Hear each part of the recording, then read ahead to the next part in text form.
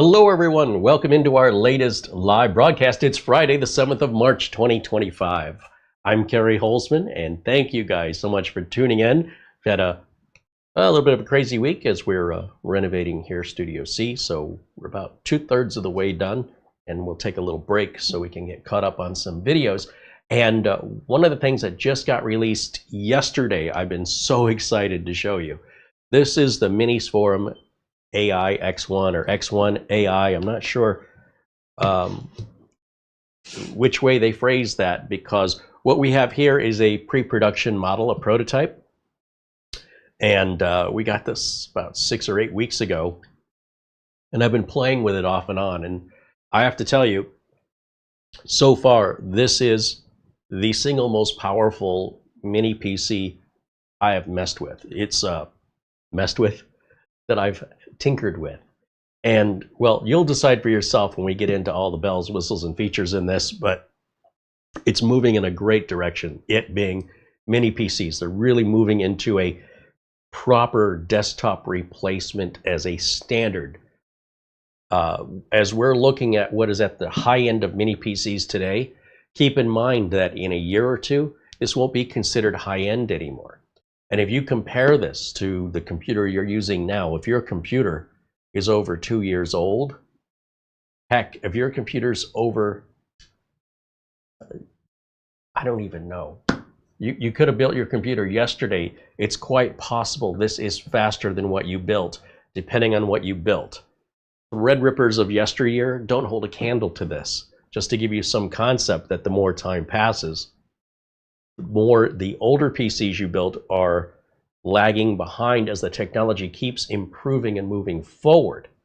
And it's getting to a point now where this isn't just a desktop replacement. This is a powerful desktop replacement, 1440p AAA gaming on it. Not that we're going to do any gaming on it. It's got the NPU for neural processing units, so you can do local language models here on the machine, which again, I don't know anybody who's doing that yet, but that's how advanced the technology is moving. The software hasn't even caught up with it yet. So I've been super excited to make this video because every once in a while, I enjoy all the mini PCs and the variations that we have with certain budgets. The question gets to be, how powerful and how small can we make it at the lowest possible price? So what is the absolute tip top in performance, capability, miniature size, and bring it down as low as we can bring it in price? Where does that get us? Today, in 2025, March of 2025, I don't think this can be beat by any mini PC on the market today. But if you want to prove me wrong, have at it, because I'd be very interested to see what you find. Sure, there are PCs that are much larger and far more expensive, but no, if we keep this form factor or smaller and keep that price or lower, I don't think there's anything that touches this. But I'll let you decide as we open it up and evaluate it. Now, because I got it so early, as I mentioned, I've already taken it out of the box. I've done all the updates with it. I haven't done updates in a few weeks, so there's probably a couple of Windows updates remaining. But like I said, this just got released yesterday. And we have a link to Minisforum where you can order this. It's not available on Amazon yet. It's a brand new product. And yeah, I'm super excited to get into this today. This one excites me. All right, more than normal. Let me say hello to everybody joining us in the chat. I hope you're all having a great Friday. Hello and a shout out to, let's scroll up here. Katrina H says hello. Of course, I'd be in trouble if I didn't mention it's Mara's birthday today. So everybody in the chat room, give a shout out, say happy birthday to Mara. It was Mitch's birthday on Wednesday, so give a shout out to Mitch as well. Happy birthday to Mitch, happy birthday to Mara. I'm feeling left out, like I should have one too, but you know what? I think I'm gonna skip this year. Eugene Eldago says hello. There's John Williams joining us, and Jason Wyrick, as well as John Paul Bacon. Eddie Casanova and Lou Greenia saying hello. David Graham says hello. Mark Gaines, thank you for the Amazon gift card, Mark, joining us from Northern Ireland. Michael Lavelle says hello. There's Scott saying happy birthday to Mara. Thank you, Scott. Mark Baggett says hello. David Graham with a $10 super chat says to Mara, happy birthday. Thank you, David. Matthew Burden joins us, says happy birthday to Mara, and hello to everybody. Dustin Fuller joining us along with Doman 2000. Ben Laird from Scotland. William Denton with a $50 super chat says, happy birthday, Marlena. This is for you. Well, that's very kind of you. Thank you, William. Guess Mara's taking me out to dinner. Dean Browning says hello, joins us. Welcome in, Dean. William Bird says hello, along with Andy Kane. And Dean Browning with $1.99 says, I love these videos. Well, thank you, Dean. We love having you here. Thanks for hanging out with us today. Gil Garcia and Steve Chappelle say hello.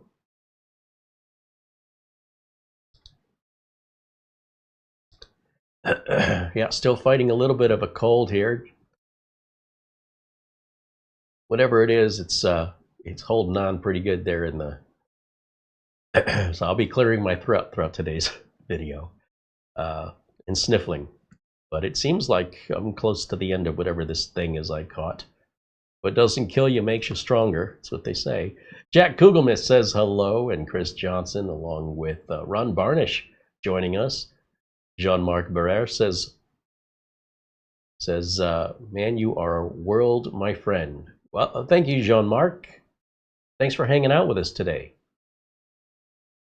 Gil Garcia says, happy birthday to Mara and Mitch. John is saying happy birthday. Robert Katya saying happy birthday to Mitch and Mara. Sir Chris Gringle is saying happy birthday, along with 3D Everything and Chris Johnson and Samuel Kowalski. Greg Wilson joins us, says hello. There's Nick Poverman saying hello.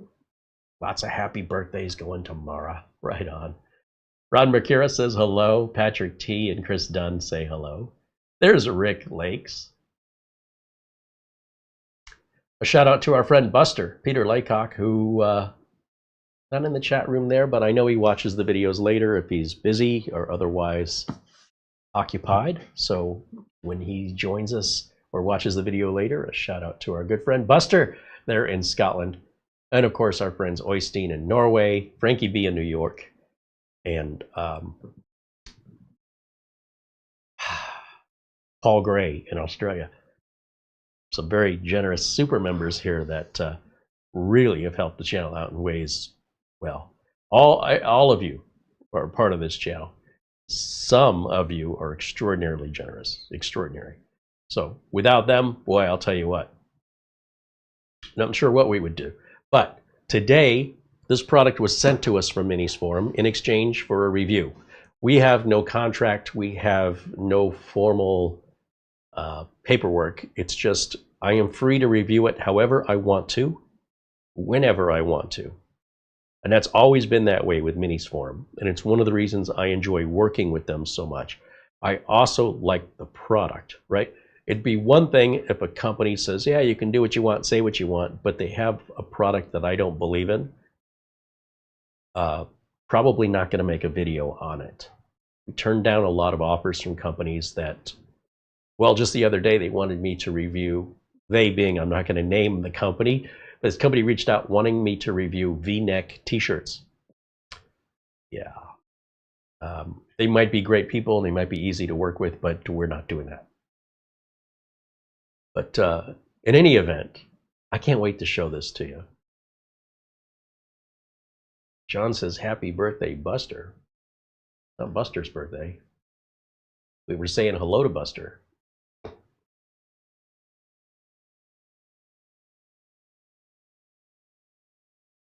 Rob Dvorak saying happy birthday. There's Dazzle555 joining us. Ron Barnish renewed his membership, now a member for 31 months. Right on. Thank you, Ron. Thank you to all the members. Computex says a shout out from Trinidad. Right on. Okay, let's take a look at what's in the box and how this mini PC is different from others and why I'm so excited about it.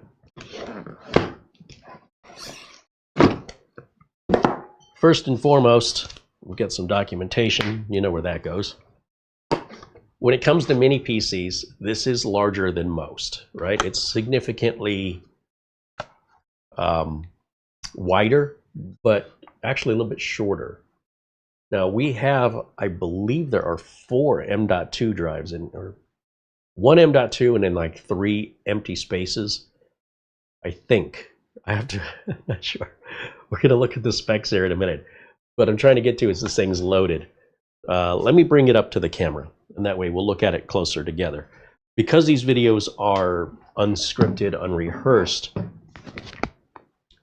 there are things I remember about it, and then there's things I'm on the fence about, and we'll look at it together. That way nothing is, you know, disingenuous planned out script writing, which doesn't sound sincere. So here we go. We've got our power button here. We've got 2 USB 3.2s, a USB 4 Type-C. There's your audio jack and a Microsoft Copilot button. This right here is a fingerprint reader. We come around the side, nothing on that side.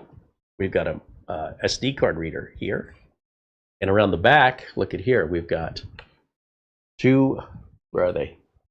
Right up here, 2 2.5 gig Ethernet ports. These, I believe, are Realtek HDMI and DisplayPort, along with another USB 4. We have an Oculink port if we want to attach an external graphics card dock. We'll get to that later, don't let me forget. We've got another USB Type A. We've got a Kensington lock port there and a reset. It looks like a BIOS reset. We've got a built-in power supply on this unit. I love the built-in power supplies. I think it's a great idea.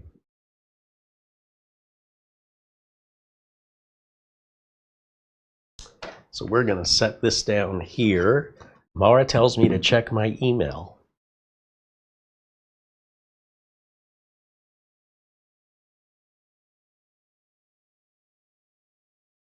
Oh, we have a very generous contribution from our friend Buster. Maybe he is watching it out there. Buster says, happy birthday, Mara. Enjoy your birthday gift. Have a great birthday. Best from Scotland, your friend Buster. Speak of the devil, huh? And Luke Greenia with a $25 PayPal contribution said, here's a little something for Mara. Happy birthday. Well, Mara's having a great birthday today. You need to have more birthdays. Thank you, Luke. Thank you, Buster. You guys rock. All right. So let's just move this aside here for a second. Let's see what else is in the box. We've got a heatsink for an M.2, our power cable. We've got HDMI cord. This comes with a little stand. So while there are rubber feet on the bottom of the mini PC to be such, you know, placed like this on your desk, with this little stand, if you choose, you could just put it in there like that. No tools or screws are required.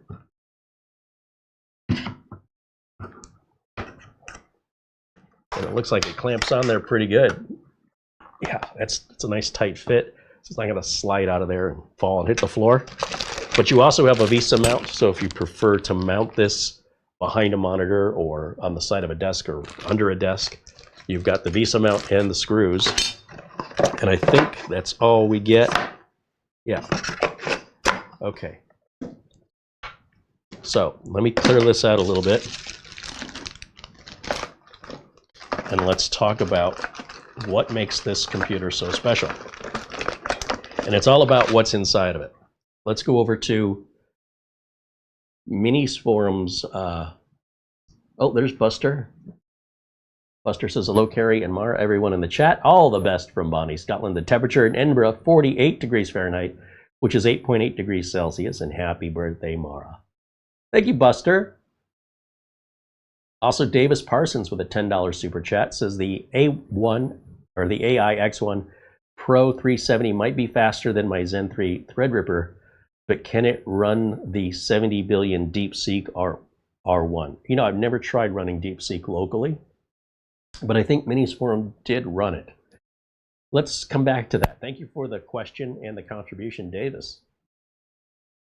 Let me jump over here to the homepage as Minisforum is promoting this, and let's go over the specs. Okay. First of all, there are two different versions of this computer. There's the A9.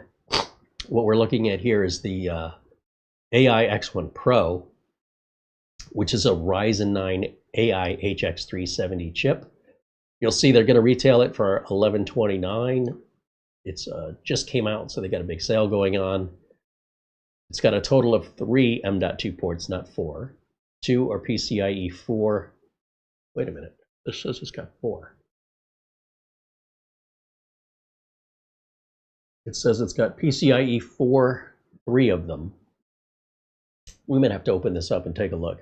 We've got 2.5 gig lane. It is Wi-Fi 7 and Bluetooth 5.4. Those are your latest standards. Of course, fingerprint authentication and the Copilot PC button, which we've talked about.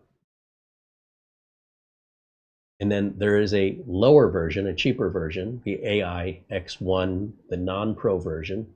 That's going to be a Ryzen 7 260 processor. Now that's not out yet, and that won't come out till next month. And they will sell this as a bare bone unit, so you put your own RAM and storage in it. But we're not here to talk about that today. We're here to talk about the Pro. Because again, we want to go right to the top here and see what's possible with modern technology today. Now, at this configuration, 32 gigs of RAM, 1 terabyte solid state storage. You can buy it with 64 gigs and 1 terabyte, or 96 gigs of RAM and 2 terabyte right from the manufacturer. You'll see they accept PayPal here, which means if you have PayPal credit, you could get 6 months 0 interest with PayPal credit. Just so you know, that's unrelated to Minisforum. It's just something I've been using a lot of lately. And they've got some add-on items here, such as the DEG1, the eGPU dock for adding an external graphics card. But I can tell you the graphics on this is pretty darn good. You know, it's really industry leading when it comes to the power of an iGPU. We've got stuff, information here, I should say, about the size of it, a little bit about the Copilot and fingerprint unlock. It is 12 cores, 24 threads with 50 TOPS on the NPU, 50 trillion operations per second on the integrated NPU. It's part of the CPU. It's a 135 watt DC power brick that's built into the unit. The power supply is built in. Dual DDR5, 5600 megahertz RAM is included. You've got 3 M.2 2280 ports that'll support up to 12 terabytes. If you put 4 terabytes in each one of those, you get 12 terabytes, plus the SD card reader. Close this out for a second. Let's keep going over to the right. A little bit about the networking and the Bluetooth there.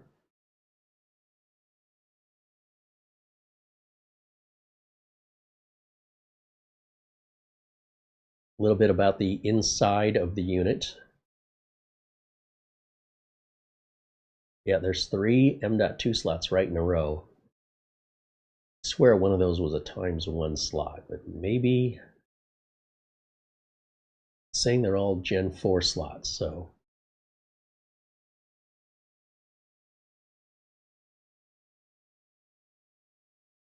Efficient and silent cooling. The cooling is really important on these.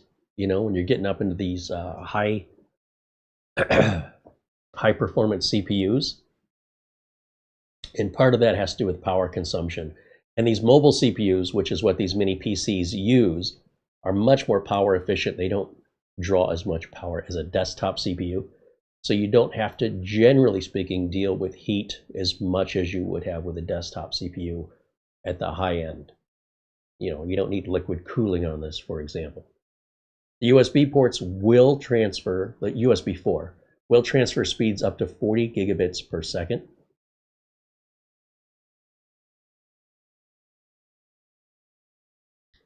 It will support 8K resolution at 60 hertz, and it supports power delivery up to 15 watts output up to 100 watts input through the USB 4 port.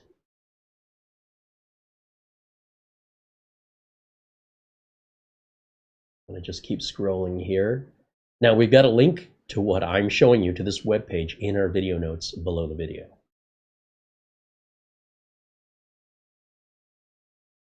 It will support 4 screens at the same time. You've got your HDMI output, your DisplayPort output, and 2 USB 4s that can be used as DisplayPort or HDMI outputs for all at the same time, a total of 4 monitors.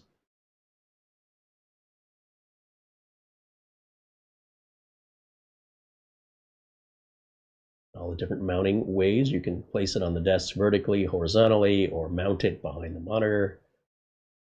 Nice picture of the back and all the ports.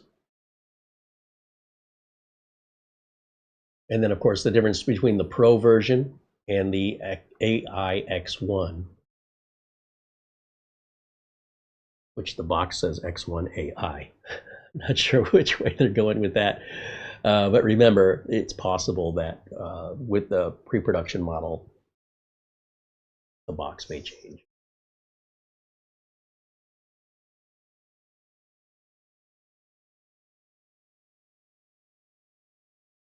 And then a difference between each model here, up on the left side versus the right side, with the Pro versus just the regular, non-Pro version. Of course, it's got Windows 11 Pro on it. Let's see.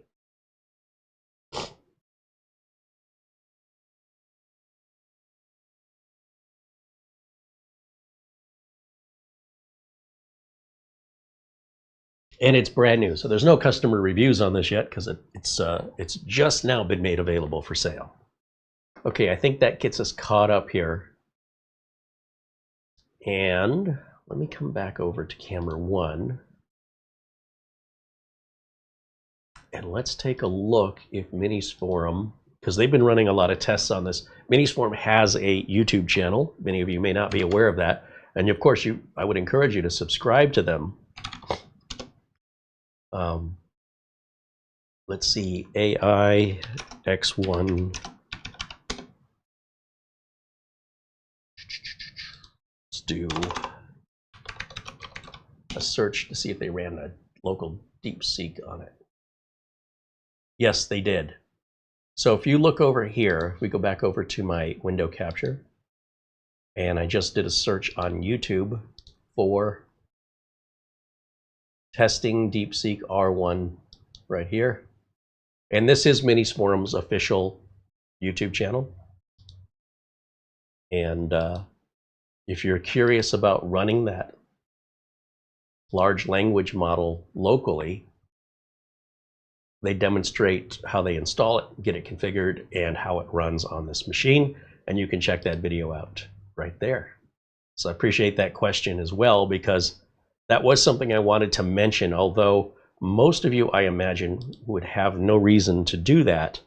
In a couple of years' time, it may be something you fully expect to be able to do. It's just early adopters right now and a lot of home lab users that are primarily using the large language model locally. However, depending on if you're a creator and what it is you use your PC for, I fully expect that to get more and more popular. With any new technology like virtual reality, a lot of computers were advertised as VR ready. VR never really took off, right? The whole Copilot button, that's something Microsoft is requiring manufacturers to add.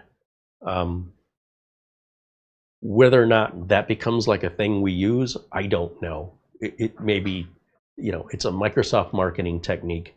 Obviously, when companies come out with these marketing techniques, they're hoping it's the next best thing since sliced bread and everybody can't live without it.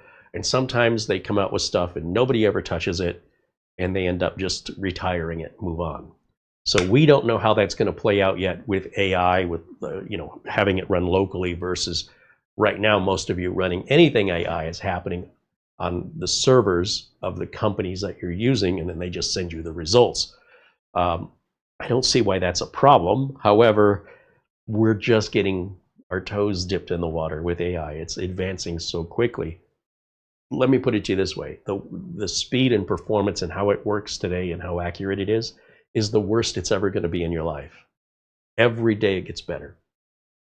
And depending on how it is used and how it is accepted by the general public will determine ultimately what manufacturers are going to build computers with to appeal to the public to make sales, right? So at the end of the day, it's the public that decides the market.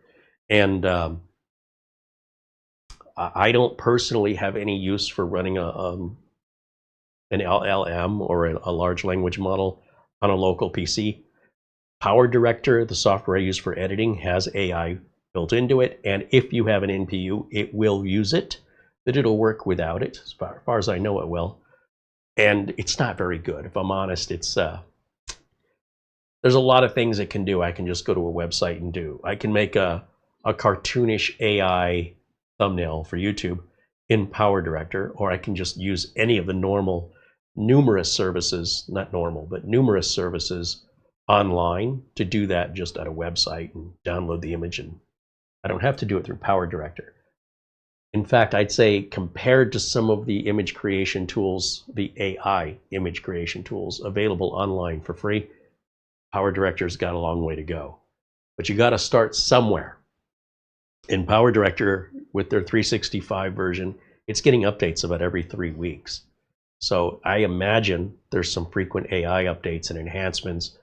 I can even make a cartoon version of myself that talks like me, but it ain't right. You'll look at it and you'll say, did Carey get hit by a bus?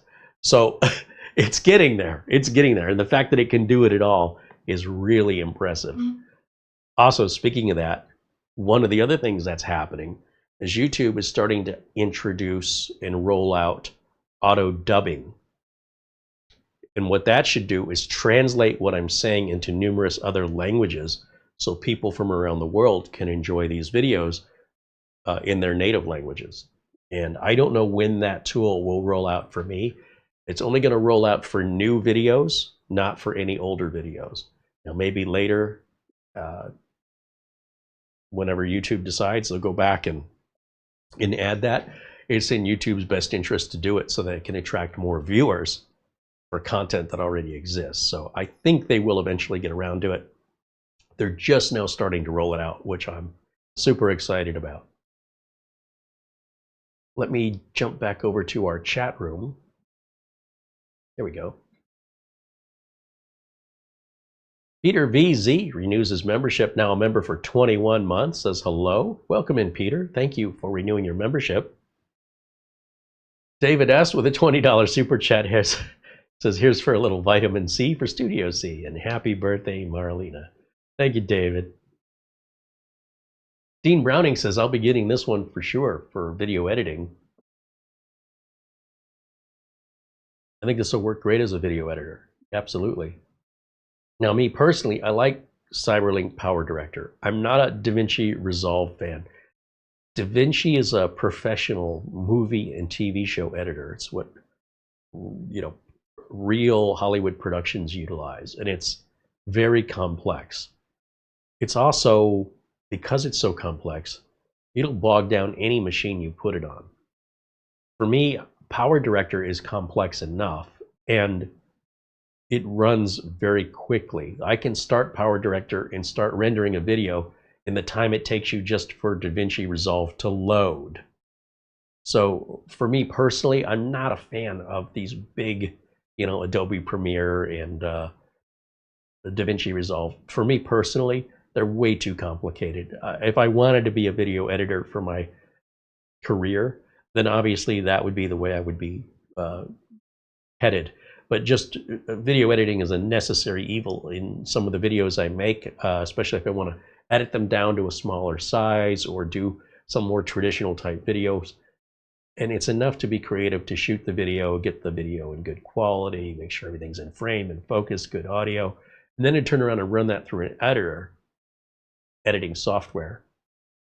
It's a lot of skill sets, right? So if I'm showing you how to fix a computer, but at the same time, I've got to understand how to run lighting and how to run cameras and resolutions and recording bit rates, audio bit rates, audio microphone, filtering, noise reduction.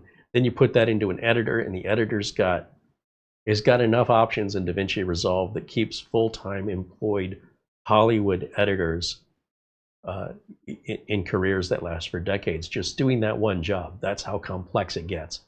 So I just can't hold that much information, nor do I enjoy editing. So I like to get in and out as quickly as possible. And for me personally, it's not a paid advertising, I'm just telling you. I've been using PowerDirector for quite some time. And one of the reasons I won't switch is because, one, it's very inexpensive, and two, I already know it. The time it takes to have to learn something new is eating into how much time I can start the next thing. So I can either produce a lot of content, right, and that's not as polished, or I can sit there and polish and polish and polish, and with a personality like mine, it'll never be done. It can always be improved. I can always keep enhancing it. And with as fast as the technology is evolving, then no sooner than I do it will they have some new feature that does some new thing that, oh man, before I release this video, I want to enhance it with this new feature. It'll never come out. You'll be seeing me doing a review of a 486-33 that's been in editing for the last 23 years. 30 years? Anyway, yeah, tools like that are dangerous for me. We just take a look here in the chat.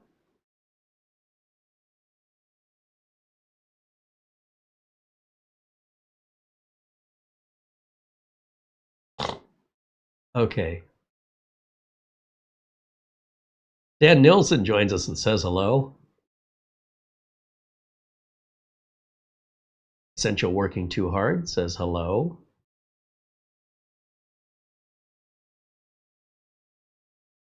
David Ice says happy birthday to Mara, and hello to everybody in the chat. David Graham with a $5 super chat says, for every $1 I send you, I spend 20 times more in my family. I really love you and Mara and family 20 times more. Nice. Well, it's good that you love your family, because they're going to be there as your family forever.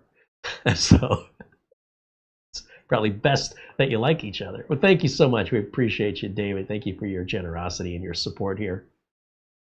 Daryl Loftus joins us and says hello.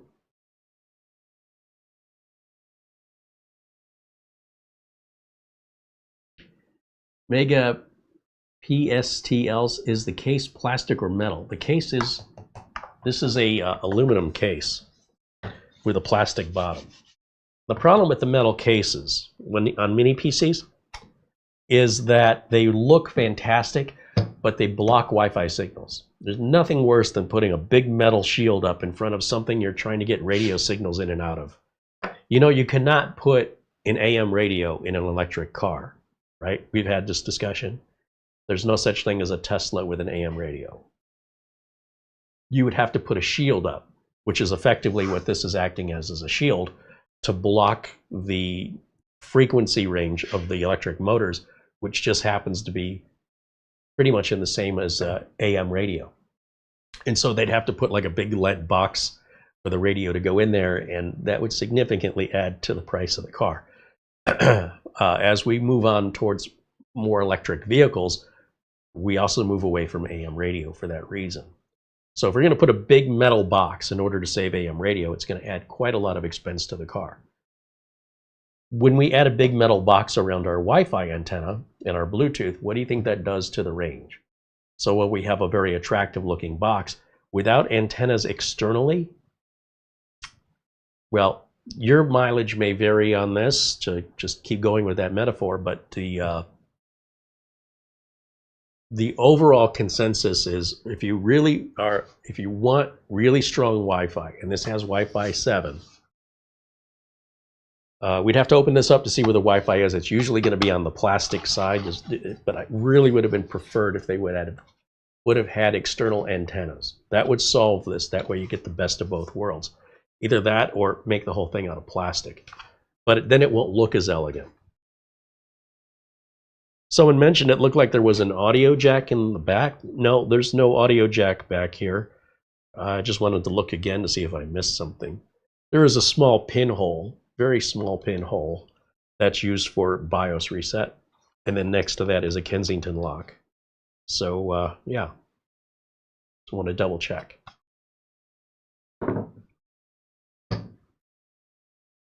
David Graham with a $5 super chat said he's taking his youngest daughter to dinner and a movie tomorrow just because. Right on, David.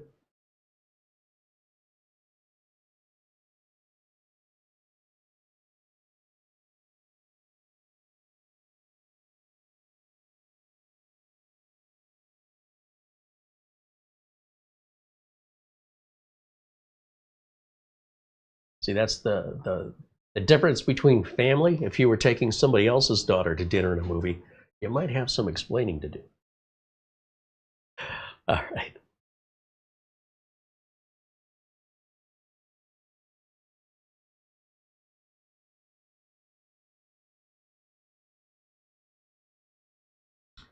Rob Dvorak said, has anyone done long-term usage of Minisforum computers? Well, of course, we have here. We've been reviewing them now. It's been 2 years, and it's been longer than 2 years. We haven't had a single issue. I've got a couple Minisforum machines out at clients, just 2 or 3. And then I'm sure we've sent some out to some viewers. So far, as far as I know, nobody's had any issues. However, one thing you can be assured of is if somebody does have issues, they're usually quite loud about it. The thing about Minisforum, though, they have great support. And if you don't want to deal with taking a risk with a company you've never heard of, if you've never heard of Minisforum, you can buy most of their products on Amazon utilizing the Amazon return policy. So you know, if you're familiar with Amazon, you get all that peace of mind. What I generally hear from people that you're not going to see online, just a reminder, when somebody's upset, they're more likely going to jump to victimhood and go online and scream and shout bloody murder because they feel they've been victimized. But when somebody buys something and everything goes exactly as they expect it to, they normally don't say anything at all. So bear that in mind, right? You're more likely going to hear a complaint, 10 times more likely than to hear about somebody being happy. At the end of the day, we don't know what these people are doing that may be causing their own issues, or if they have bad delivery drivers that are drop kicking packages to their door. So what somebody else thinks about it really doesn't matter. What do you think about the weather? It's not going to change the weather if you like it or not. It's your opinion on it has nothing to do with what's actually happening. So if Minisforum were to go out of business because they made a bunch of bad products and everybody hated them, well, the company wouldn't be around anymore. So this idea that this concept where we're trying to like protect ourselves with anxiety against a fear that strictly isn't there is denying you your own personal experience by accepting somebody else's word for something. I have to tell you, if you have any interest in any of the things I show here on this channel, what I say about it, what somebody else says about it, none of that applies to you. What does apply to you is your own experience. And you cannot have your own experience without buying one. So first, are you interested, right? That's the first thing. Some people might watch these videos out of a simple curiosity and say, oh, I wonder what that is and what it can do. That can lead to somebody going, I wonder if I should buy one of those, but what if I get ripped off? Like they immediately jump to this self-protection for no reason, without any history themselves, right? Before I deal with this company, has anybody else deal with this company? Like you're immediately protective. It's fine to ask questions, but again, knowing when you ask that, you're basically asking for the search engine to provide you negative reviews. And that's what the search engine's going to do. That's what you're going to click on. That's how they make money. So it's not a very accurate way to assess. What I recommend you do is buy from a retailer that you are familiar with, that you know has an easy return policy. Purchase the unit, run it through whatever test you want to run it through for you to evaluate it based on your values and your expectations, and let us know. Did it meet your expectations? Did it not? So others like you who come in looking for answers can hear not just from a content creator, but from other viewers such as yourself, versus just the negativity that gets posted online which is not an accurate assessment of overall units sold. If you sell 100,000 of these and 1% have some issue where it doesn't meet their expectations for any number of reasons, that's a lot of negative reviews online. But what you're not seeing are the other 99% who are totally happy with their purchase. It's a very, very poor way, in my opinion, to establish whether or not you want to make a purchase, unless there is a known issue with the product where everybody's talking about a specific issue. And typically, that issue gets resolved by the company rather quickly, because the company, if they don't resolve it, probably won't be a company very long, right? Because that word gets out quickly. And we would be here evaluating, you know, are we experiencing what everybody on the internet's talking about? Can we fix this? Do we advise people to stay away from it? Do we advise people to buy it? At the end of the day, you need to establish your own experience. And I cannot emphasize that enough. It doesn't matter what anybody else says. Somebody else might say you're 10 feet tall and you weigh 600 pounds. Does that make it true? What if a bunch of people said it? What if you looked online and everybody said, like everywhere you looked, Carey's 10 feet tall and Carey weighs 600 pounds. At what point do you realize that information is completely worthless to reality? So then if you're that curious, you come see me in person, you meet me in person, you go, he's nowhere near 10 feet tall or 600 pounds. That's all I'm saying. Like, there's real life experience that you have, and there's real life experience other people have. And when other people say it, we don't know if it's theirs or if they heard it from somebody else who heard it from somebody else. And as it passes from one person to another, the information changes. The accuracy changes. The exaggerations get blown out of proportion. But that being said, personally, I like Minisforum. There's a reason why you're seeing more Minisforum mini PCs than any other brand. And there's a reason why today's Friday video, it's not a Monday or a Tuesday or a Wednesday or a Thursday video. This is a Friday video. It's of that caliber. In my determination, this is deserving of its own dedicated Friday video. That's how special I think this unit is. You may not agree with me, and that's okay too. It doesn't change my opinion. All right. But yeah, if you're interested, don't talk yourself out of an experience. Have that experience and let us know. We'd love to hear from you. Okay, so we've got just a standard 2-prong power connector here. Let's plug this in, turn it on, see what it looks like all powered up. So we'll get that plugged in back here. And then I need an HDMI cable and an Ethernet cable. Now around these parts, we like running Ethernet cables. I am not a fan of Wi-Fi unless I have to have it. We like the higher speeds that a cable offers us. I need a keyboard and a mouse. Now on a laptop, that's a different story. A laptop is portable. Portable devices, cell phones, tablets, Wi-Fi is great for those. For computers like this, my preference is always to be wired as much as possible. You know, to me, it's a little bit of a hypocrisy to tell me you want your computer to be ultra fast, but then your connection to the internet's Wi-Fi, right? So if you got this high-end machine, you are basically bottlenecking it through your internet connection. But again, it depends how you use it. We transfer files here, video files back and forth to the NAS. We've gone 10 gig. We can go 2.5 gig on our Wi-Fi 7, which is as fast as our internet, but it's still not as fast as the NAS. So for local file transfer, at 2.5, it's no slouch, but at 10, holy mackerel, things happen much quicker. All right, let's turn this on. Oh, I suppose I have to plug it in the wall, don't I? Let's do that. We don't have wireless power yet. Let's go over here, get that plugged in, and now let's turn this on. There we go, we got the blue light, and we'll come over here to camera 2. All right, well, hopefully we'll get a Minisforum logo here in just a minute.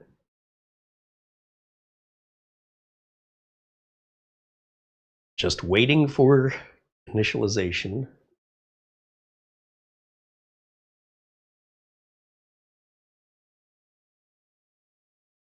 And did I plug it in the right cable? Pretty sure I did.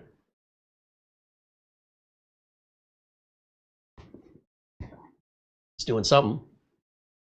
It's been sitting in the box for a while, and that sometimes when you have a computer unplugged from power, it can forget all of the memory trainings. And so your first boot up after plugging it back into power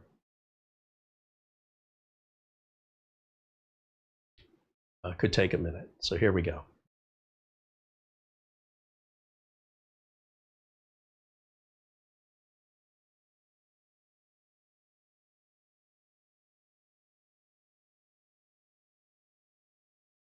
Now I want you to keep in mind this boot up time is a boot up time that occurs from having the machine unplugged. And every computer will do this if you unplug it from power. Any subsequent boot up we do will be much faster. And it looks like it's finishing an update, which also slowed down our boot up time, because normally you would not wait this long. I'm going to hit continue, and we're going to get rid of this so it won't come up anymore.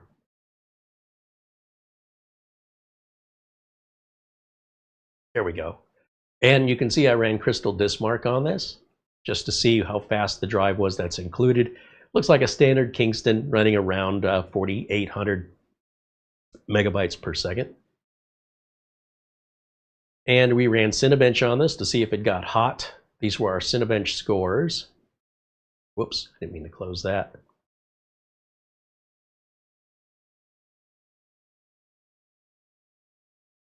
Our Cinebench scores and our temperatures, which must have another screenshot of the temperatures. Close that out. We did a malware scan just to be sure everything's clean. That's a full scan, not just a quick scan. So this takes a while to run. Actually, it only took 10 minutes, but it scanned almost 500,000 files. Did I not screen grab the temps? The temps on this were really, really cool. That's why I'm a little surprised I don't have that screen grab unless it was on there and I just didn't see it.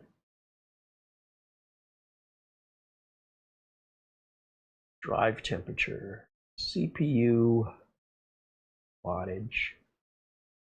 Oh, I must not have grabbed it. Anyway, the temps on this remained very, very cool throughout the entire Cinebench scan.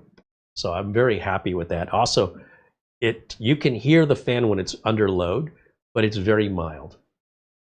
Let's see what this wants over here. Virus and threat protection. Oh, Malwarebytes probably wants an update. Your device is no longer protected. Continue with free. That's fine.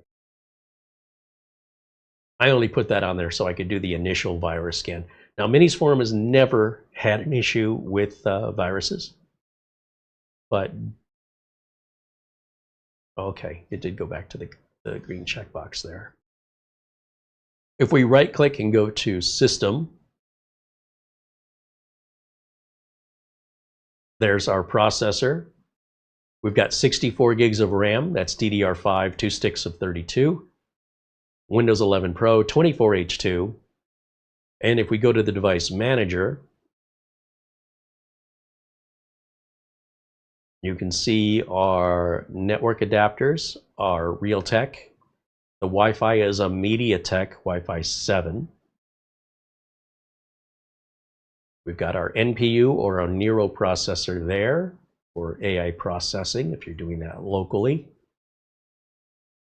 Our display adapter is AMD's Radeon 890M graphics. As I mentioned, these are some pretty high-end integrated graphics. I mean, Intel can't even touch this. So when it comes to doing gaming on a local integrated graphics, I don't think you can get better than this right now. That's pretty much as far as you can go. It's also important if you're running an AMD-based system that you make sure that you keep your AMD Adrenalin software updated. That's both for your graphics card and your chipset. See here, we've got an update from 24.12.1 to 25.3.1. And I just updated this. I'm not sure when I updated that. This is saying the 6th, that's yesterday. So this has to be the new version, came out yesterday. And the prior version was probably out for 3 or 4 weeks. So like every 3 or 4 weeks, you will likely have a new NVIDIA driver or a new AMD video driver. Intel drivers don't usually come out that often, but it is very important you keep those up to date if you care about performance and security of your PC. So while that installs, let me go back over to camera 1 here. And let's catch up on the chat room.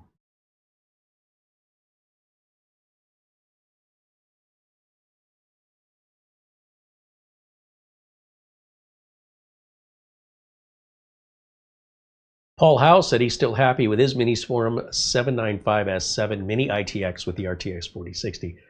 That's not exactly a mini PC, that's a mini ITX. That thing is amazing, by the way.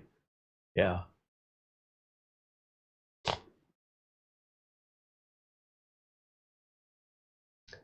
Hallie wants to know, can you uninstall Windows and do a clean install of Windows? Are all drivers available for download? Okay, let's talk about that for a second. I do have a video showing you how to grab all the drivers that are on here now for free without any software. So hopefully you've done that with any machine you've got. Number 2, the machine is just released. So prior, there were no downloads available because when they sent me the unit, there was no support for it because it hadn't been released to the public. So do they now have that updated? Let's check and find out. If we go back over to Minisforum's website, let me jump over to the window capture here. Here we go. We want to look for support, so we'll just type in, I'm trying to remember the website address, minisforum.com/.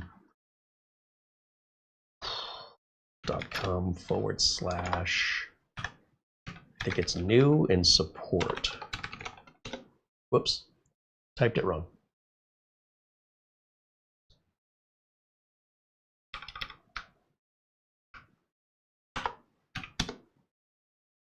Minisforum's typically really good about releasing any drivers or any necessary support files once the product is available for sale.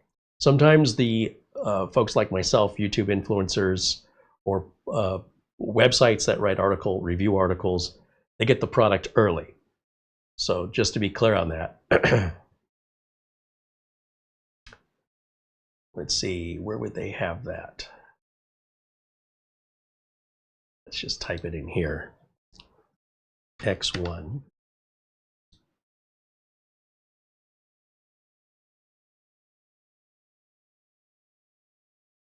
Let's do a search. AI X1 Minisforum drivers.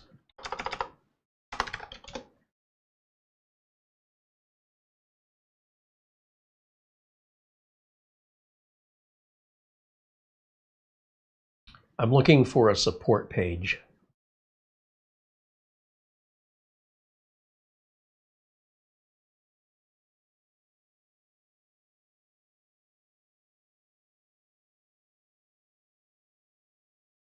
I think this takes us back where we were.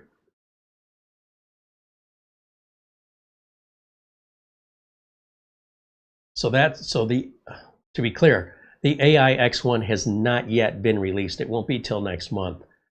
So I literally searched for AI X1 and that's what I got. I should have been looking for AI X1 Pro. There's a difference. So let's go back and correct that mistake on my part.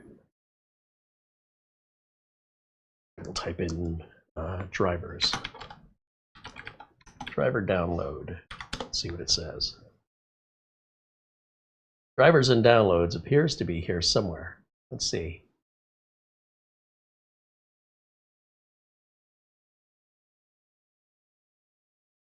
Healing port. 3-year extended warranty if you're a member. Free shipping.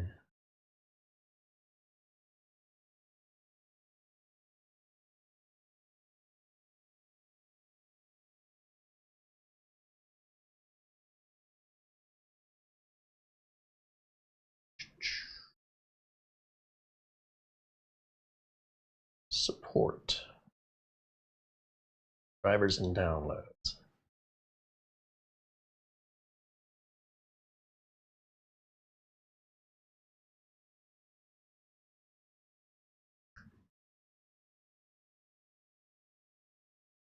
It may not be there yet.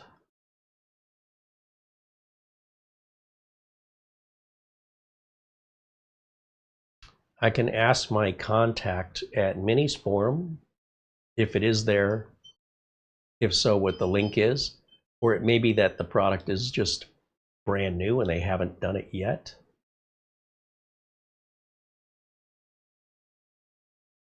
Or it could be I'm looking in the wrong place.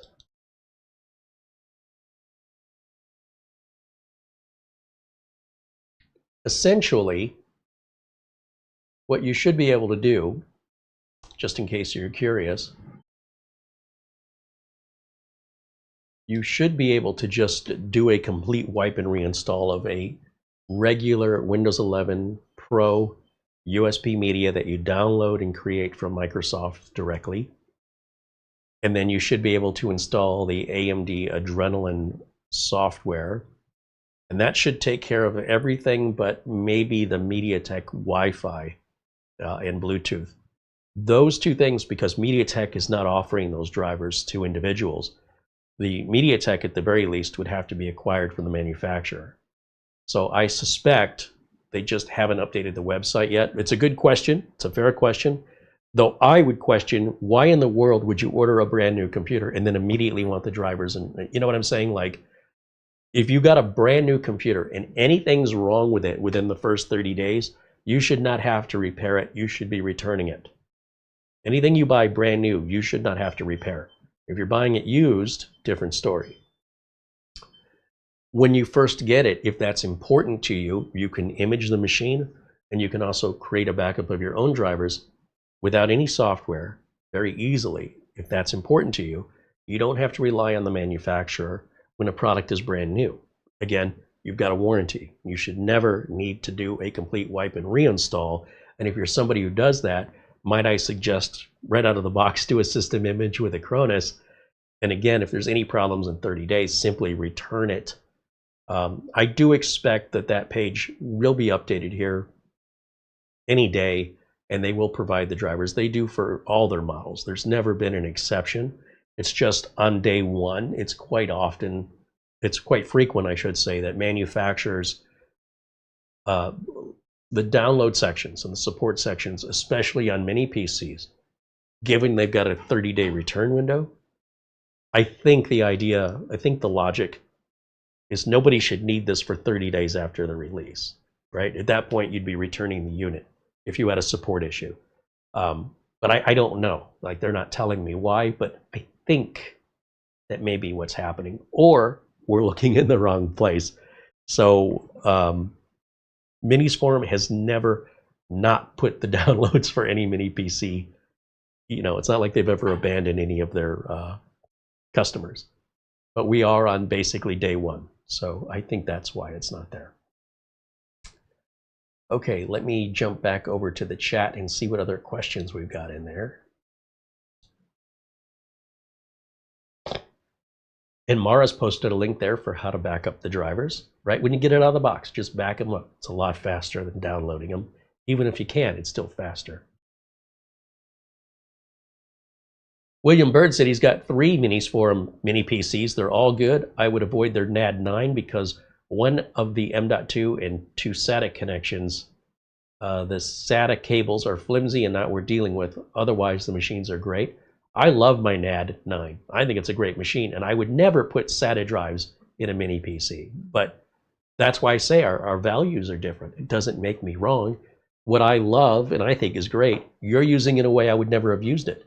So I'm not surprised you don't like that. But nonetheless, one would argue that they include the SATA cables, so you should be able to use them.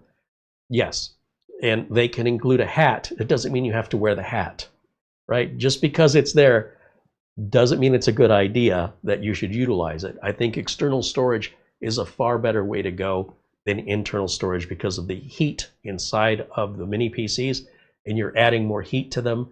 and you're not going any faster with a SATA drive than you will be through the USB port.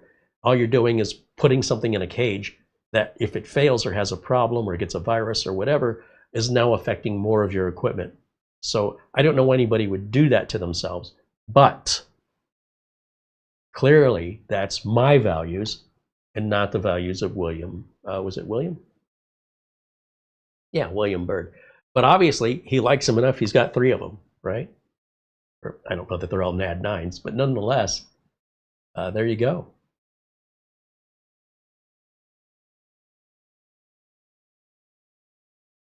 A super chat from Nick Caffrey comes in with 10 euro. He says, hello, Carey and Mara in chat. Happy birthday to Mara and Mitch.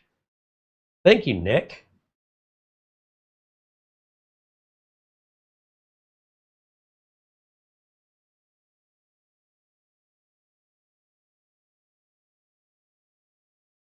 David Graham with a $2 super chat says, you did a really great job finding me. Thank you, David. Peter VZ with a €1 super chat joins us from the Netherlands. Thank you, Peter. There's Planet Cryos with a $5 super chat. He says, hello all. If Acronis is in here, please send me another comment. I think I accidentally deleted it. It's my stepson's birthday today, so party time. Oh, another birthday. I don't know. I didn't see Acronis in here today, but you never quite know when they show up.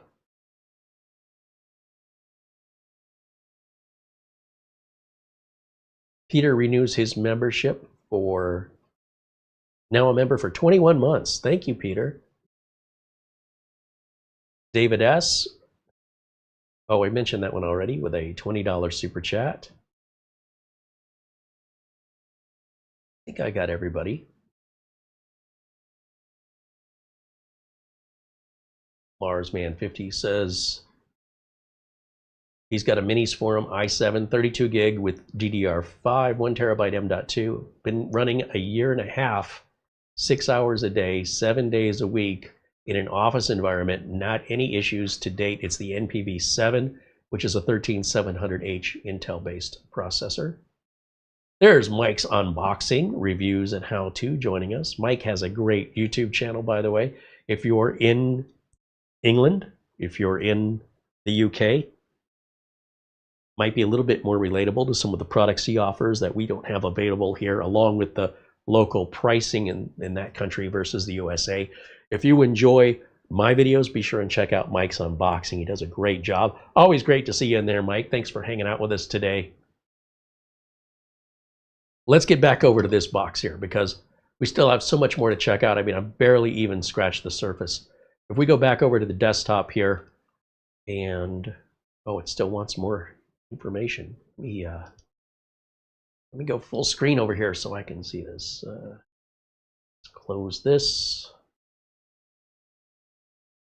Okay, so graphics driver, there's some additional options here. That all looks good.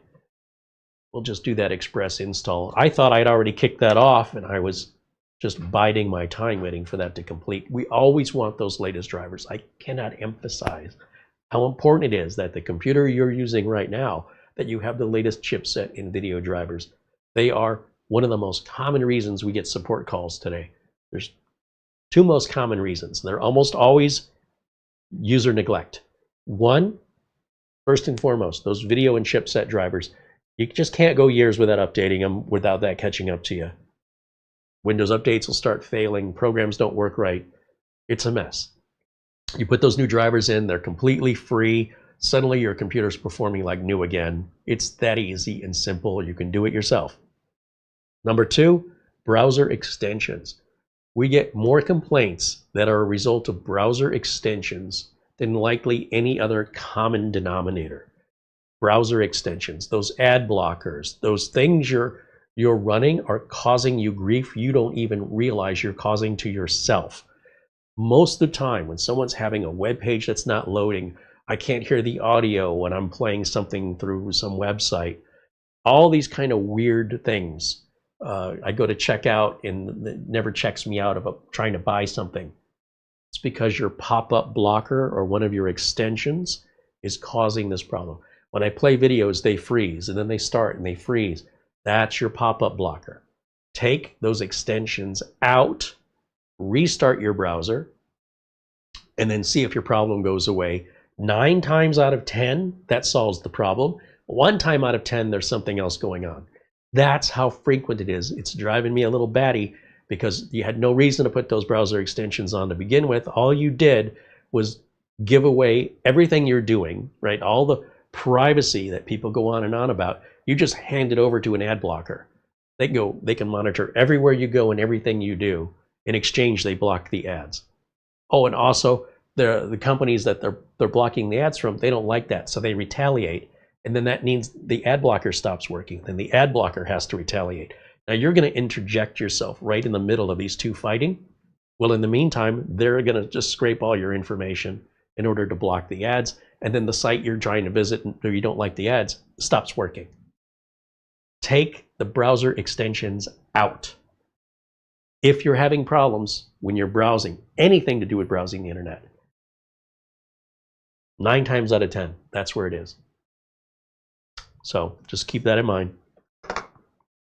Do whatever you want to do. Just keep that in mind. It's such an easy fix and it's so avoidable if people just left it alone. All right, let's go back over to our X1 AI X1. That finished, very good. So since we did that first boot up, right, and it had been unplugged for a while, I want to show you, oops, let me close this. Let's shut this down.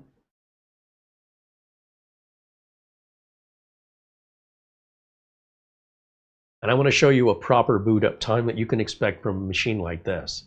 Because normally you're not going to be unplugging it every time you're done with it.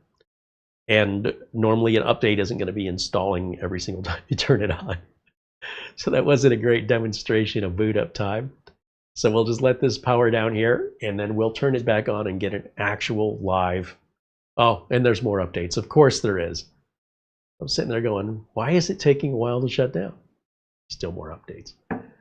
This is the downside. If you're not using your computer on a regular basis, this is not a toaster. These need regular updates, typically once a week. Whether it's a video driver, whether it's a Windows update, a software update, your Chrome browser, if you click the 3 dots and click About, I'll bet you 99% of my viewers right now, you're missing a Chrome update. You will get it over time. But if you're using the Chrome browser and you hit those 3 dots and go to About and check for updates or About Chrome, 99% of you will have an update waiting. Chrome updates nearly every single day. So if you think about it and you want to have the best experience possible, you'll update Chrome every day before you start using it. It's a pain in the butt, and you don't have to, but it's something to consider. Every piece of software you use on your computer gets updates. My Power Director gets updates. My Malwarebytes gets updates. My Windows Security Center gets updates. My video card, my chipset, my network card drivers, my sound card drivers get updates. Every piece of software you use, you should be keeping updated and check for updates on a regular basis. RoboForm just came out with another update. It's critical. For security reasons, you have those latest updates. Don't worry about the BIOS updates unless you're having problems. Don't worry about that. What we're worried about are the operating system drivers and updates and software updates that you're using every single day or when you go to use it. Before I use Power Director, first thing I do is I check for updates. Before I use Acronis, the first thing I do is I check to make sure I'm updated. So I don't check it every day, but I check it before I use it. It's free. It takes a minute to update.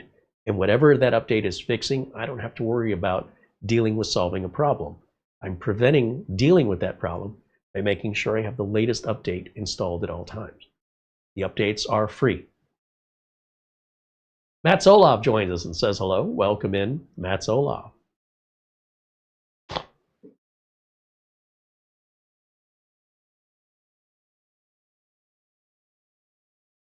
Ghostly Lurker mentions with Firefox, you hit the 3 dots at the top right and then click About Firefox. So it sounds the same. I haven't used Firefox in a long time.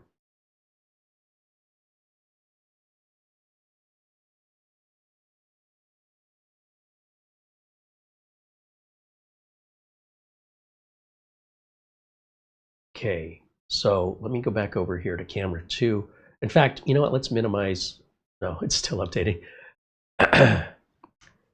I should have updated this last night before we did the video today so that we didn't have to sit through any additional updates. I didn't think there'd be that many since I updated it about 4 weeks ago. But this is what I'm talking about. It's not a toaster. It's not an appliance. You don't just plug it in and start using it. The internet is a dangerous place and it's constantly evolving. Hopefully we'll get our connection back here in a second. I'm not sure what just happened there. Hopefully we'll get our connection back here in a second. I'm not sure what just happened there. But there, I think we're back. Got a weird internet connection issue. Okay, well, in any event, the internet is a dangerous place, and there's always neat, new, clever ways to get you, your money, your identity. On top of that, software keeps updating to make the software easier to use, to take bugs and crashes out of the system, and develop new ways for which they process the data. So as I was mentioning, the way YouTube videos used to play used to require like Adobe Flash Player. Not anymore, not for a long time. That's all encoded into the HTML5, which requires a browser that's capable, which means if you're running an old operating system like Windows XP or something, and you're like, gee, I wonder why my YouTube videos won't play. This is what ends up happening with old operating systems. They don't just switch off and stop working. They stop getting supported by everybody around so that printers and browsers and everything that you rely on to use that computer on the internet, one by one they start dropping off in time until the computer's practically worthless because you can only work on it locally and generally with software from that era. So if you have a computer from 1998, you can still run software from 1998 on it just fine. But if you want to run software from today and printers from today and scanners and other, then obviously you're going to need a new machine. Let's go back over to camera 2 again. Still updating. Okay, well, it must be one heck of an update it's putting on there. Let me look through the chat and see if there's any questions that I can answer.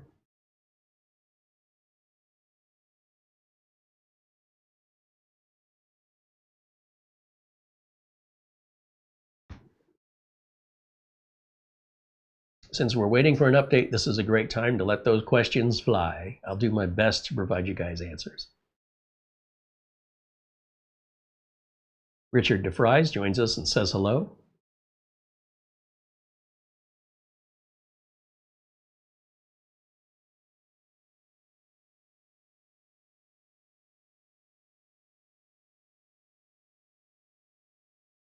David Graham mentions Windows just had an update this last Tuesday.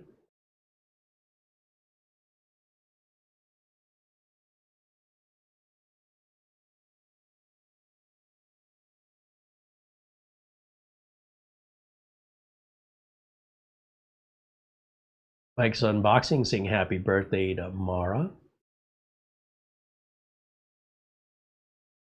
Thank you to Mike's Unboxing, of course. Jose Lopez says hello.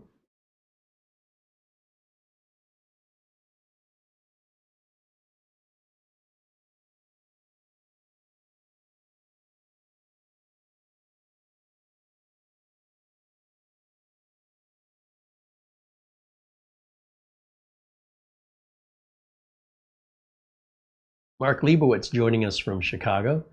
He says he just left a client for whom I installed a Minisforum. Patrick T says he's got a Leon Lee LandCool 216 ARGB case, and for some reason the USB port seems really loose, like a connection or barely making connection. I guess I used it too much. Do I need a cleaning kit?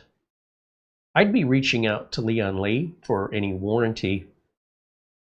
Likely that part would have to be replaced if it's loose. It depends where it's loose. It could be that the connector itself is tightened up with screws and the screws have become loose if the entire connector is wiggling. If on the other hand you're putting a plug into the USB, like a cable, you're plugging it in and the cable's just falling out, it won't stay in. Sometimes you can use like needle nose pliers and squish the outside housing down just very, very slightly. Doesn't take much, and that might tighten it back up. So Those are a couple things you could try, but I would, before doing anything else where you could potentially void your warranty, I would reach out to Leon Lee support and explain the situation and see what they have to say. Some companies are very generous when it comes to support. Other companies, they could say, you know, you're out of warranty, too bad. I'm not quite sure how Leon Lee will handle it, but give him a shot.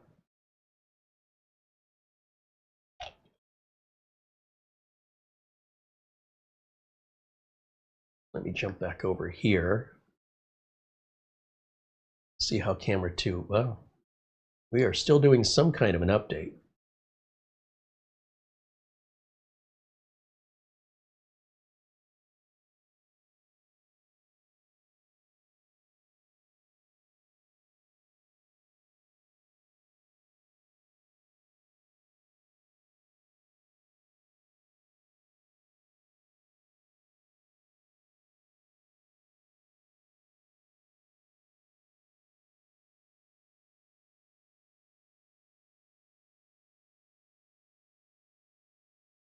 Okay, that is, I don't know what this update is, but it's got to be a pretty large update for a system this fast to take that long.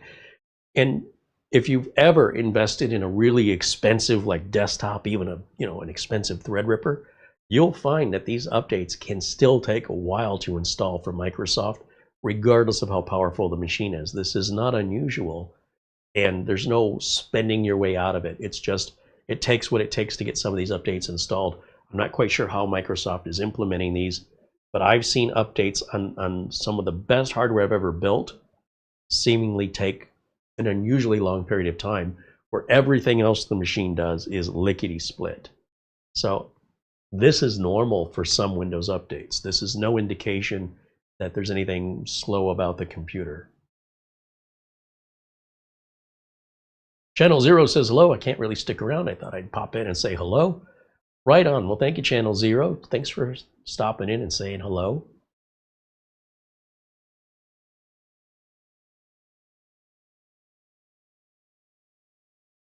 And I'm going to switch over to camera 2 here for a second. I've got to deal with a little something off camera momentarily. I will be right back.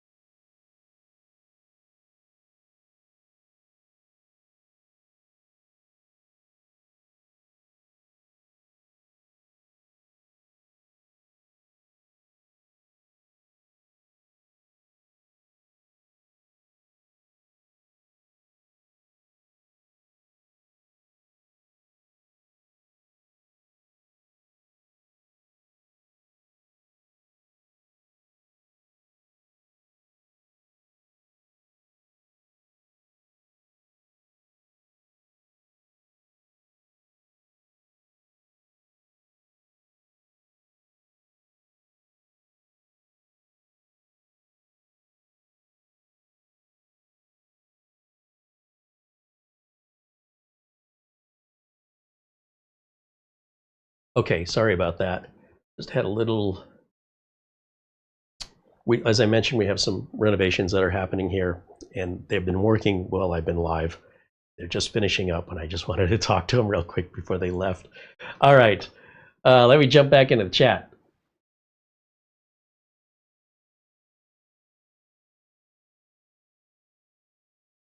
Bill Stodd said Microsoft keeps adding features to Windows. How many people actually use all of the added features?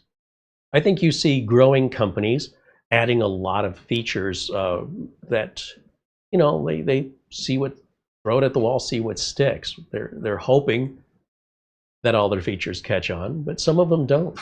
And so they keep trying to innovate, but you can't read the mind of the customer. And sometimes a feature comes out and everybody uses it. It's super popular. It's innovative. It's easy to use. People love it. And then some other company, or even the same company, comes out with an improved version. And so in this example, I'm thinking of Skype. When Skype came out, it was amazing. Now they're shutting down Skype. So even when you have a product or a feature that takes off, it's still going to have a limited life. In this case, Microsoft's moving everybody to Microsoft Teams, or people have moved on to Zoom or other video conferencing platforms. But in its time, Skype was amazing. Then you take the tiles from Windows 8. People didn't like them. People don't usually like stuff when it's new. They don't like change. But give it time, and either they adopt it or they still push back. In the case of Windows tiles, it was really clear people weren't liking this. They weren't getting it. And whatever advantage Microsoft said they had, Microsoft realized it doesn't matter. People don't want it. Let's stop putting money into this. And so when the next version of Windows came out, the tiles went away, right? From Windows 8 to Windows 10, no more tiles. And Google, how many products has Google, come out with and canceled time and time again? Every company does this. You have to innovate, put it out there, give it time to mature and for people to discover it. And then if it's successful, you continue your development. And if it's not successful, you stop burning all the money that you're spending in research, development, and deployment and start putting that into something else. And every day the wheels churn, and this is what keeps people employed. And this is how developers make their money. This is how customers get options and choices for the features you're using now that you did not have a couple of versions of Windows ago, that you may not even realize until you think about it. Oh, those are features I use. But it's not a world of absolutes where you have to use every feature, right? There's going to be some winners and some losers. And, certain things will go away, other things will come in, and it just continues to evolve. And that has always been the case the entire time in my entire career, where I started doing this professionally in 1991. I've seen a lot of things come and go, a lot of fads. And this goes for everything. I mean, it goes for cars. This goes for fidget spinners and Furby and Power Rangers and Cabbage Patch Kids. We get into these fads and everybody's got to have it. And then, of course, there's a lot of unsuccessful product marketing that come out, toys for kids that just don't sell. They're not very good. Saturday Night Live used to do a great skit with Dan Aykroyd selling just terrible products on TV. Like for children, a bag full of razor blades. Just crazy, dangerous stuff. It was hilarious. And that was the 1970s. We're here in 2025. It's all still the same. They're still trying to separate you from your money. They're still trying to add value to their products, and they just can't read your mind. So they, the hot thing right now is this Copilot button. I've never used the Copilot button in my life. But if you want to manufacture a PC with Microsoft certification, you must have that Copilot button. It's not an option. So as a manufacturer, what are you going to do? Not get your Microsoft certifications? Also, it's a marketing. It's a marketing technique. If you can say that the Copilot button is there and another manufacturer doesn't have it, it doesn't matter as a general consumer that you know what it is. It's that this computer has something the other computer doesn't have. I don't know what it is, but the one that has the extra thing must be better, right? That's the general consensus. And so you have your vast majority of consumers that are buying your product who don't really understand in depth the way you guys do what they're buying. They don't often know what features they use or don't use. They just use Windows. That's the attitude I hear most often. If I ask somebody what version of Windows they have, most often, they cannot tell me. So then that's the other argument, right? Is, are we building computers for nerds, or are we building computers for the general public? The nerds know exactly what they're buying, and I use that term lovingly. I consider myself a nerd. I don't mean that in a derogatory way, but somebody who's very passionate about the technology and into details. Whereas your regular consumer, not so much. And so these companies, when they're developing, Got to keep in mind who your audience is.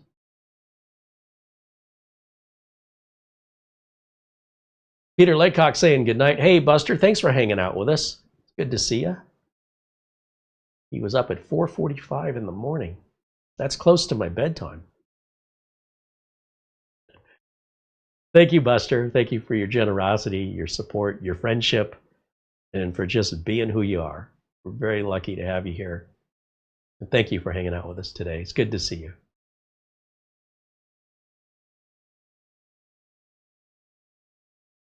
Patrick says, I'll see what Leon Lee says about his USB. The case is too heavy to ship it. No, you wouldn't send them the case, Patrick. There's a, on the inside of the case, there's a USB adapter that's screwed into the case, or it's screwed into a circuit board. That's the piece that you would be returning, not the whole case. And it may be its own individual piece that you can remove separately, or it may be a large piece. I've done it in the previous videos with like the 200R. We had a few front panels that went bad, and you just change out the front panel. It separates from the bezel, usually with a couple of screws. You unplug it from the motherboard. It's a little tiny part. It's about that big. That's all you're replacing.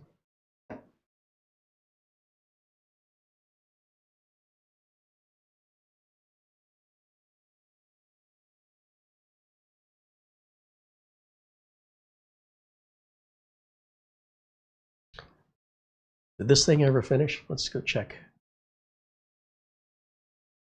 Is this doing anything? Did we lock up? This should not be taking this long. That is a very long time for a high-end computer to be taking this long on a Windows update. Is very unusual.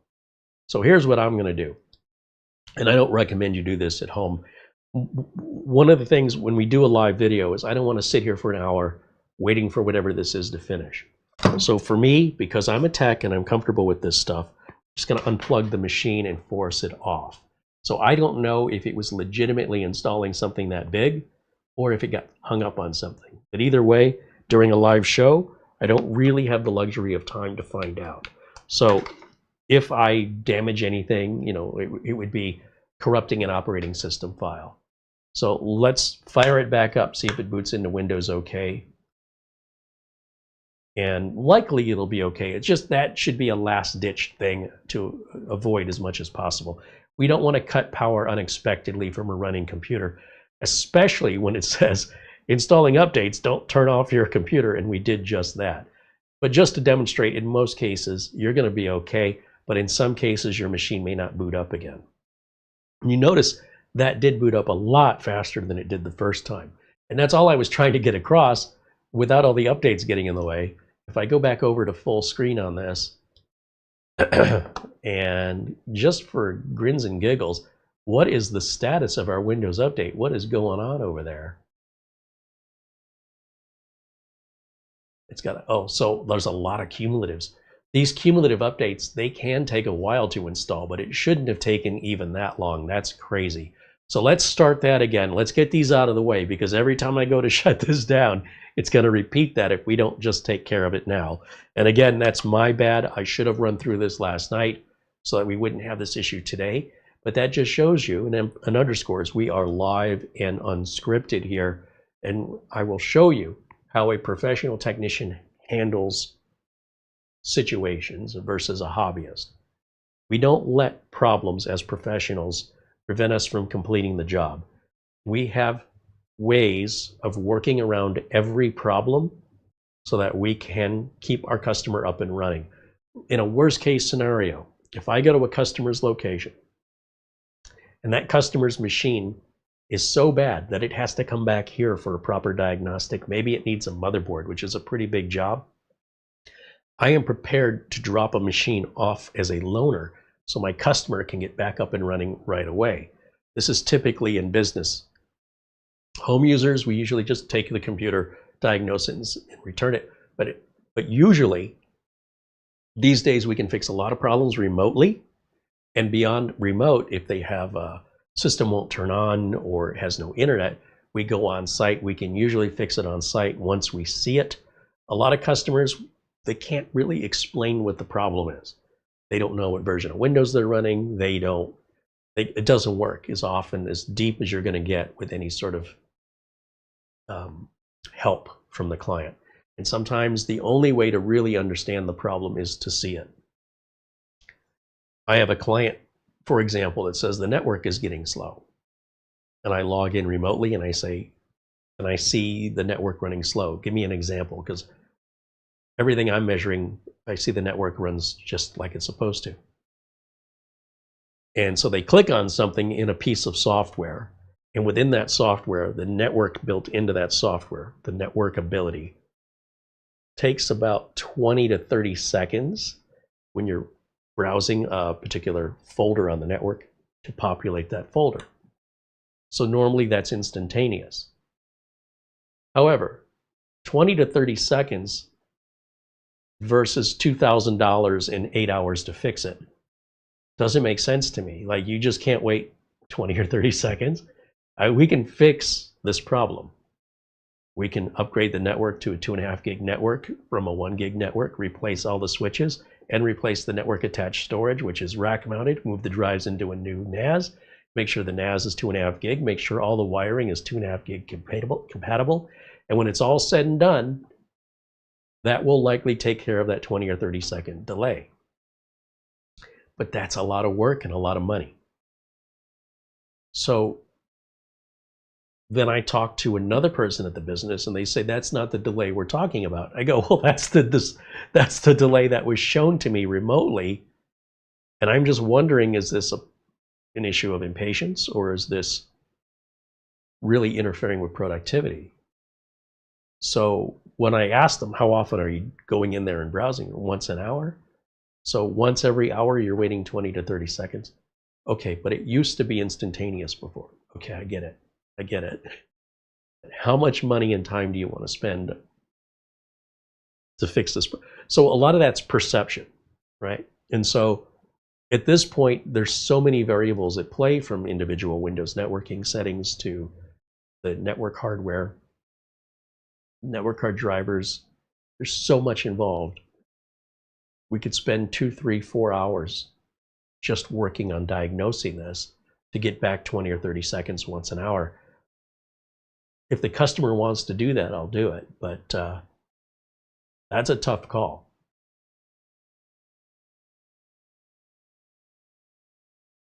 Saying our video and audio are out of sync. Oh, now we refreshed his video and everything's back in sync. Good. Okay, thank you for the update.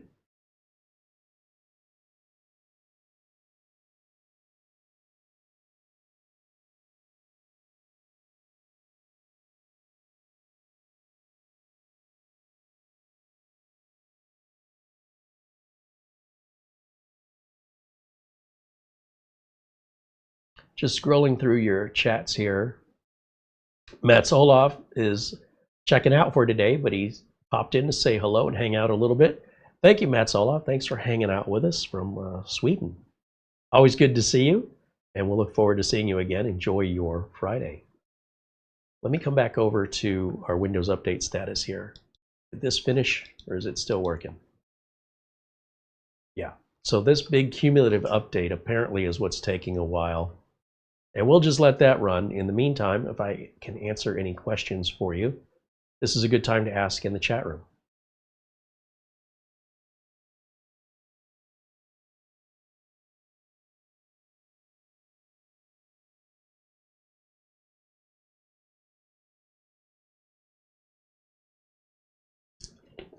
All right. So what I like about this machine, first of all, it's dead quiet. I'm not hearing anything out of this. It is, despite the Windows Update suggesting otherwise, this is the single fastest mini PC I have ever used. As much as I love my Minisforum MS01 and even the MSA1, this is the next evolution above that. Some people accuse me of being an Intel fanboy. You know what? I'm a fanboy of computers, specifically of Windows-based computers. If anything, I'd be a Windows fanboy, but that's only because that's how I've been able to make a career. I've not been able to make a career out of any other operating system platform. So obviously I'm going to be biased on that because I like being able to have a career with computers, and I like being able to have work and not have to turn over a bunch of logs to find somebody's got Linux or somebody's got a Mac. There's just too few of those for me personally. I don't want to work that hard to find the work. And so when you're running Windows, whether it's on a Snapdragon, an ARM processor, whether it's on an AMD processor, or whether it's on an Intel processor, I don't care.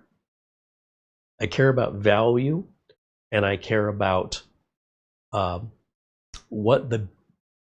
essentially what the cost versus the performance is. It's all about value. In some cases, Intel wins on value. In other scenarios, ARM works best on value. And in other scenarios, AMD works best on value. The big disconnect being here on YouTube is becoming more and more of a playground and a sandbox for gamers than it is as an educational tool for professionals. While there's still some professional education being offered here on YouTube, it is generally not recommended. And if you're a gamer and you have the time and luxury to spend that kind of money and spend that kind of time to play games, you have all sorts of video options here on YouTube from other gamers and other enthusiasts. And I'm not opposed to it. I'd just like to see a little more counterbalance. What about the rest of us? What about those of us who have work to do, and our idea of gaming is actually getting something done, like something proper done? Where's the videos for those people? Where's the business YouTube instead of the child's YouTube or the gamer's YouTube? Right now, it's all just mishmashed all in one place. And YouTube used to show you what videos were trending. They don't do that anymore. YouTube used to recommend videos as soon as you open YouTube. It doesn't do that anymore. Now you have to search for something first, and then based on your search, you're going to see a bunch of that. So I used to watch a lot of music reaction videos, a lot of videos that came out in the 80s. I like to see how younger people respond to hearing them, seeing the videos for the first time. And because I have not manually searched for those, it stopped offering me those videos. And until I realize, oh my gosh, I haven't seen any music reaction videos in a while, which took me about a year before I realized it's not being offered to me, then I manually search for it, and then boom, after clicking one or two of those to watch, then the algorithm starts recommending a bunch of other music videos for me. When I went to solve an issue, I was looking up some information on how to do something like plumbing, and the plumbing video helped me, and I was done with that. It's still offering me plumbing videos today, even though I only wanted that one thing. It's all been solved. I don't want to see that anymore. And what I do want to see is what's trending. What are the popular videos in numerous categories? YouTube won't do that anymore. So it is really causing a very difficult situation for us as creators, because essentially the only people that are finding us are people that are looking for similar content in order for YouTube to recommend it, instead of not even knowing what I'm looking for. Like, give me some suggestions. YouTube used to say, well, here's what a bunch of other people are watching. These are the most popular videos on YouTube. They don't do it anymore. So good luck. Good luck finding anything. You have to know what you're looking for, and then YouTube search will help you and make recommendations. But as far as making any recommendations to new ideas, not currently. And I think that's a big, big step backwards for YouTube. But what can you do? Just be aware of it. If you start thinking about content you used to watch, and if you think about it, think about what you used to watch and why you're not watching it anymore. It's likely because YouTube stopped recommending it to you and you've forgotten about it, because that's what happened to me. I'm like, where did this content go? And it just took me a long time to realize it's been missing for a long time. And those poor content creators who I was watching regularly, I completely forgot about them.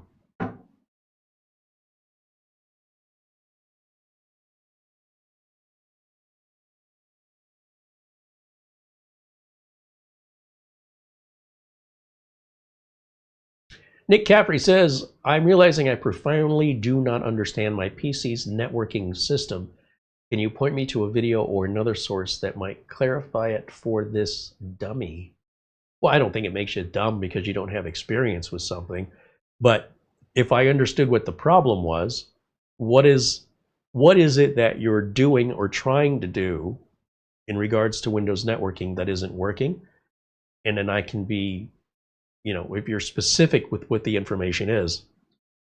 Because when you get into networking computers, it gets very complex. I can show you a book about this thick that goes through all the different layers of TCP/IP or TCP protocol. And then we talk about NetBIOS and DNS. This gets really, really super complex. That's obviously not something typical of a home user that would need to know that level. But at the same time, what I do for a living is I help people solve issues that they have with their computers, be it a business or a home user. So if you're asking generically how to become a Windows expert, I'd say take a college course. But if you're asking how to solve a problem that you're struggling with, let us know what the problem is, what it is you're trying to do, and then we can point you to a solution. That's much more specific of getting you a few pages than having you read the entire book cover to cover. It's Your PC mentions Network Chuck YouTube channel. Network Chuck is very good at explaining networking stuff, but it's pretty high-end stuff. Home lab type stuff.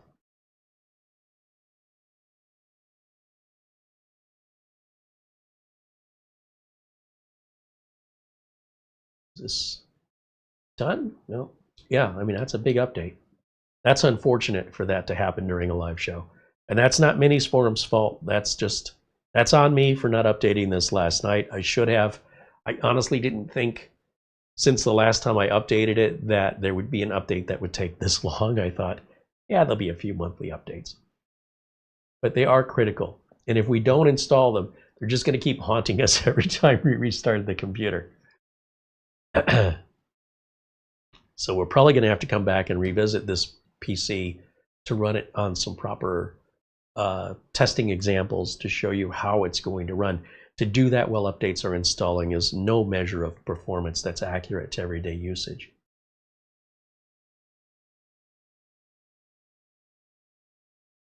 Nick Caffrey says, an example would be, how do I make my computer have Ethernet as a default? It keeps defaulting to wireless.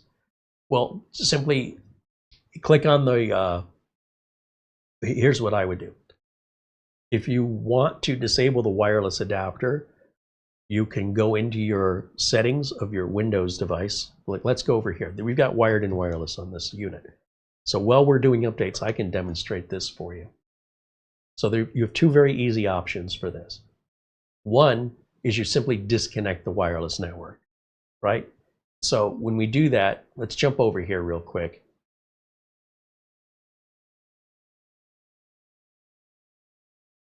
On most computers, when you go down in this bottom right corner, if you have an Ethernet connection, the wireless, if it's already been configured to connect to your wireless network, it gets overridden by the Ethernet connection, just by default. And only when you unplug the Ethernet connection should the wireless connection then be active. However, if your computer, for one reason or another, is still connecting you to wireless, even though you've got a wired connection in, that's highly unusual, but still something you can easily fix. One way would be to unplug the Ethernet cable so that the wireless connection kicks back in. Then click on the wireless and disconnect from whatever network you're attached to, and make sure the box to connect automatically is unchecked. That's one way to solve it. Another way to solve it would be to go into network and internet in your settings and look at your Ethernet connections, your adapters, which are where? Where did they move my adapters to?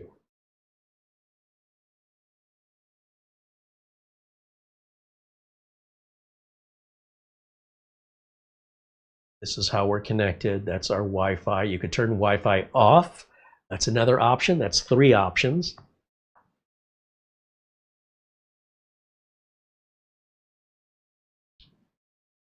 So that's our Wi-Fi, that's our Ethernet. I'm trying to find where they moved the adapters. It's been, because this happens automatically, I have not needed to do this in years. But let me do it this way. Let's go to the control panel, because I remember how to do it back in the day. Under control panel and under network and sharing, we should have adapters right there, change adapter settings. And then for each of the adapters, we can right click and disable. So if I don't want to use the Wi-Fi, I can disable it. You can also right click on the adapter and choose to connect or disconnect it. There's a fourth way you can do this. So there's so many different ways, but by default, the way it should be working is that the plugged in connection, the Ethernet connection, should always override the Wi-Fi connection. However, disabling the Wi-Fi adapter, turning the Wi-Fi adapter off, or disconnecting the Wi-Fi from the local network will also prevent that from connecting as well. So I hope that that helps answer your question there. Still installing over here. So, well, again, we're waiting for the installation to finish. If you have other questions for me, or if I've not made that clear, feel free to follow up with a follow-up question.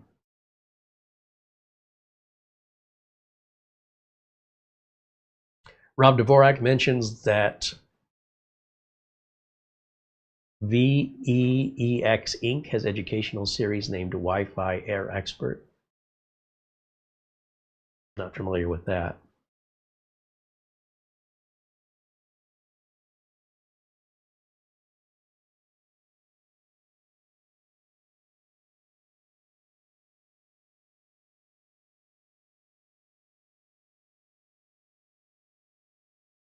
Nick says, yes, Carey, that answered my question very clearly. Thank you as always. We're glad to help.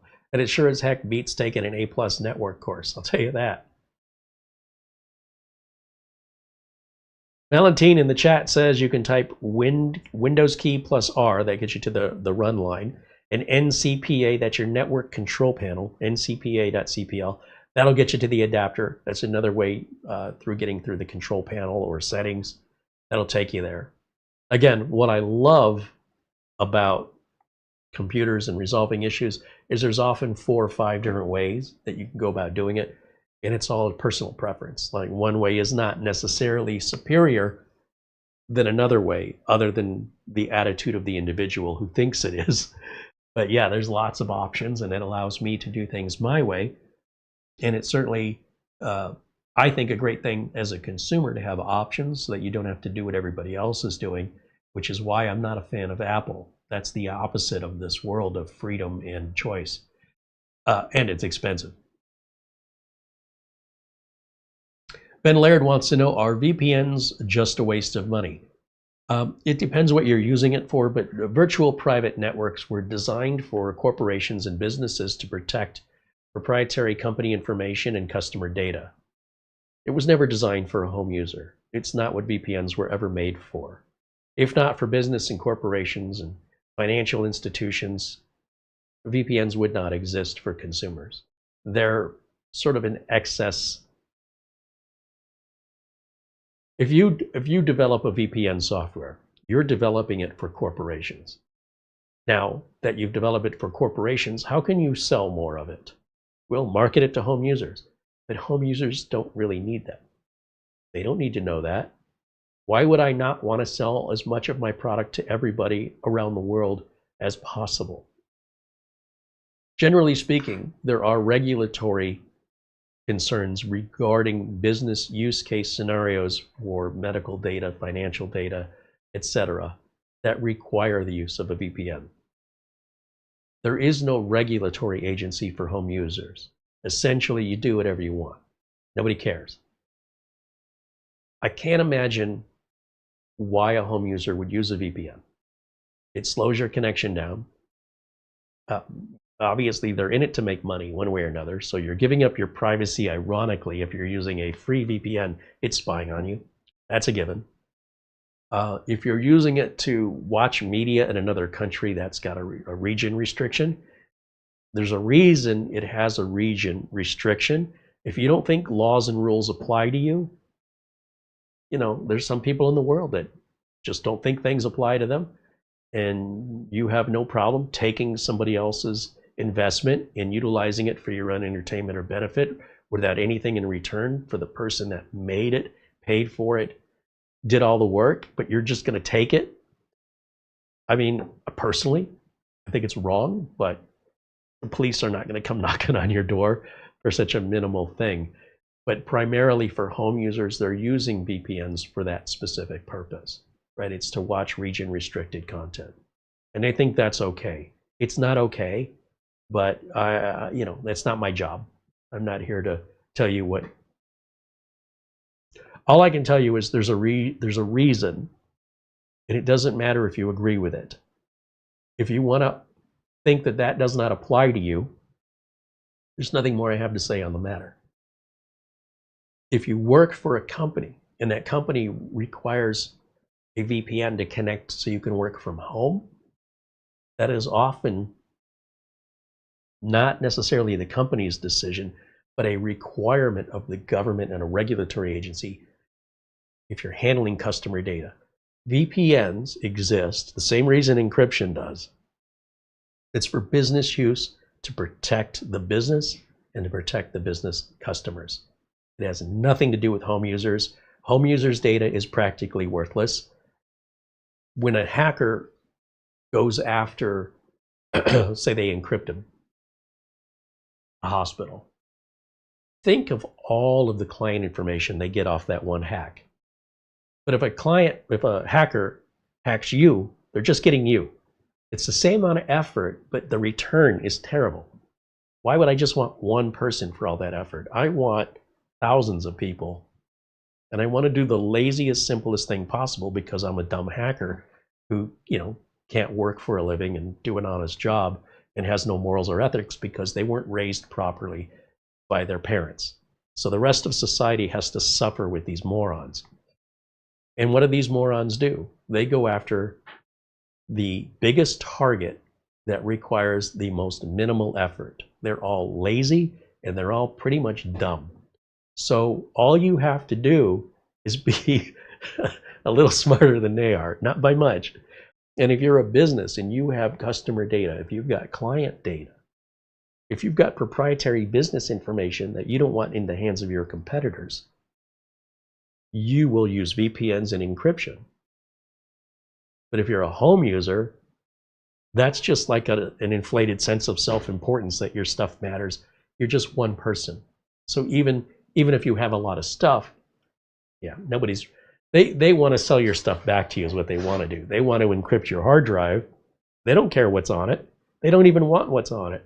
And they'll put a screen up that says, if you want your data back, you pay us this amount of money in this amount of time. They don't want it. There's nothing there that's of value to them. But fear sells, and it's very impractical for home users to worry about stuff like this beyond just making backups and being reasonable. What often happens is customers lock themselves out of their computers. The VPN software creates all kinds of problems and slowness, and they're spending good money after bad for things they don't need to alleviate fears that don't actually exist because you're not a high-value target. If you're a celebrity, you know, if you're a politician, if you're someone in the public eye, that's a different scenario. But if you're just a member of the public, nobody knows who you are, so you're not isolated as part of an attack. And even if you were, you don't have anything by comparison of any real value compared to what a corporation or a municipality has with regards to a database of client names and addresses. You know, because if you can get $1 for a name and address that you could sell for identity thieves on the dark web, they're not going to do it for $1. But if you got 10,000 customers in a database at $1 a piece, that's $10,000 that they could sell that data for. Just an example, right? It's all about scale.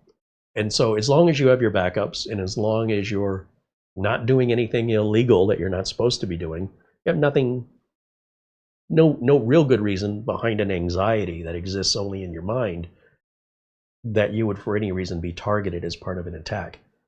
I don't use the encryption myself on my computers. I never have. It'd be foolish for me to do that. When I'm connecting to my clients, I use remote software. And the remote software, whether it's instant house call or anything, it encrypts the connection between us. So I don't need a VPN. It's already happening. When you go to a financial website, you're going to be on a secure HTTPS. That's all encrypted. So when you're encrypting before you're encrypting, what you're really doing is you're giving all your data, particularly to your VPN, that's still monitoring everywhere you go, which they otherwise wouldn't be if you didn't install their software, regardless if you're paying for it, regardless if they say they're not watching. You believe them? Of course they are. And on top of that, your ISP knows where you're going. The cookies the websites leave on your computer are still there, so the VPN's not protecting you that way. It's all a great illusion. But in business, it's absolutely critical.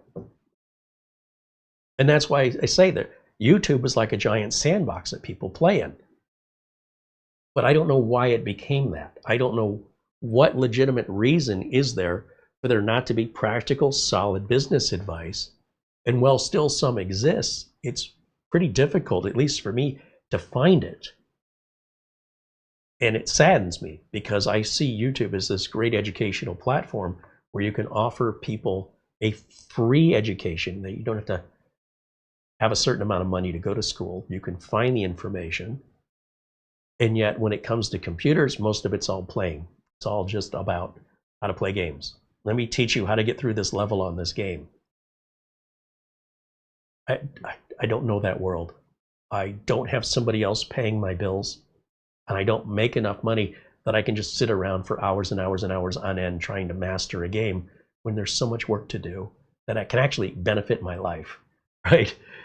Renovating the studio, renovating, fixing faucets that leak or electrical outlets that don't work.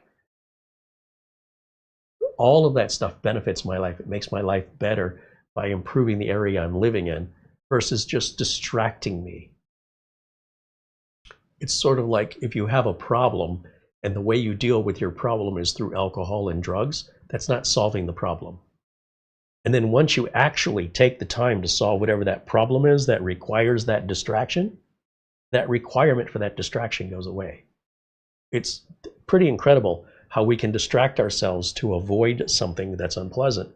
But if we just handle that unpleasant thing and take care of it, all of a sudden this freedom of like, it feels so much better. I'm so glad I spent my time focused on this unpleasant situation to get it fixed, instead of ignoring it and distracting myself with some playing of games to avoid responsibilities.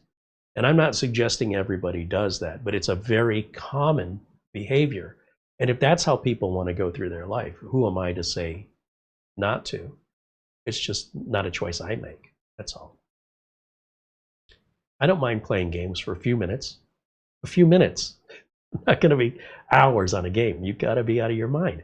I got way more important things to do, more important to me. And I got other things to spend my money on that can, do I want to play this game for $60 or do I want to go out to dinner? I'd rather go out to dinner. But again, that's me.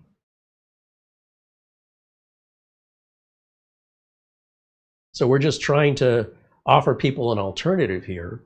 Nobody has to watch it.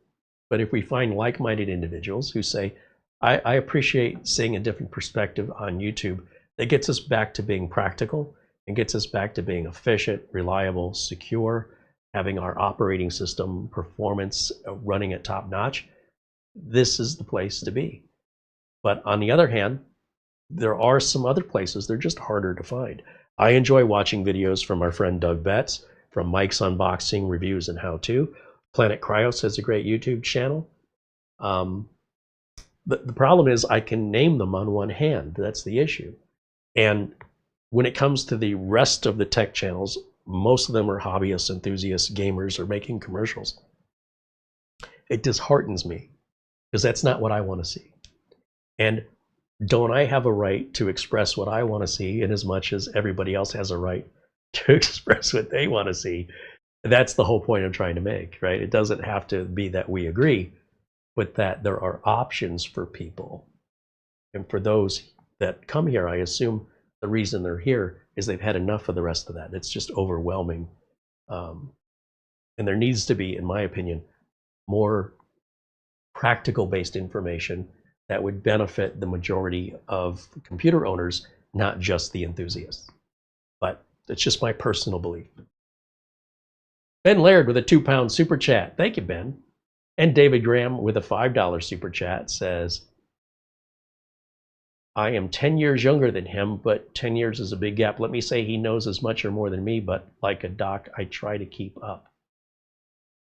It depends on the subject matter. I'm sure there's plenty of things you know a lot more of than me. But I've been working with computers professionally since 1991. And the amount of money I've made to sustain a career has not come from playing games. It's come from getting work done that customers rely on. Everything from working for the electric companies, the power providers here in Arizona, working for Intel, the people who make the chips that you use in your computer to play your games, the people who make the games, making sure their computers are running correctly so they can develop the game. Yes, those people who develop the games work for a company that has tech support. And if the computer isn't working right, the game development slows down. So if you're into playing games, then why is it taking so long to come out? They could have technical issues internally. Who solves that? The IT department. That's still work, even though the work is to get the machines to work so they can make the games. I love where the accomplishment that I have benefits others. If I get through a game and I win the game, who does that benefit? Just me. It's very selfish. I'm not helping society. I'm not helping customers and businesses to get work done and to get jobs done.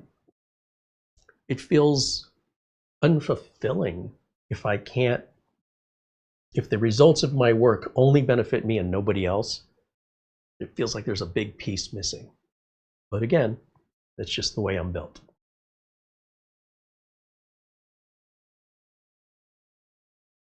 Okay, did this thing ever finish? Yes. Now we'll restart this.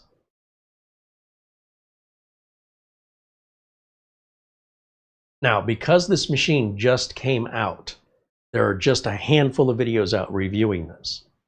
LGR, a great YouTube channel, reviewed this and demonstrated a bunch of different games on it. So if you're interested in how it games,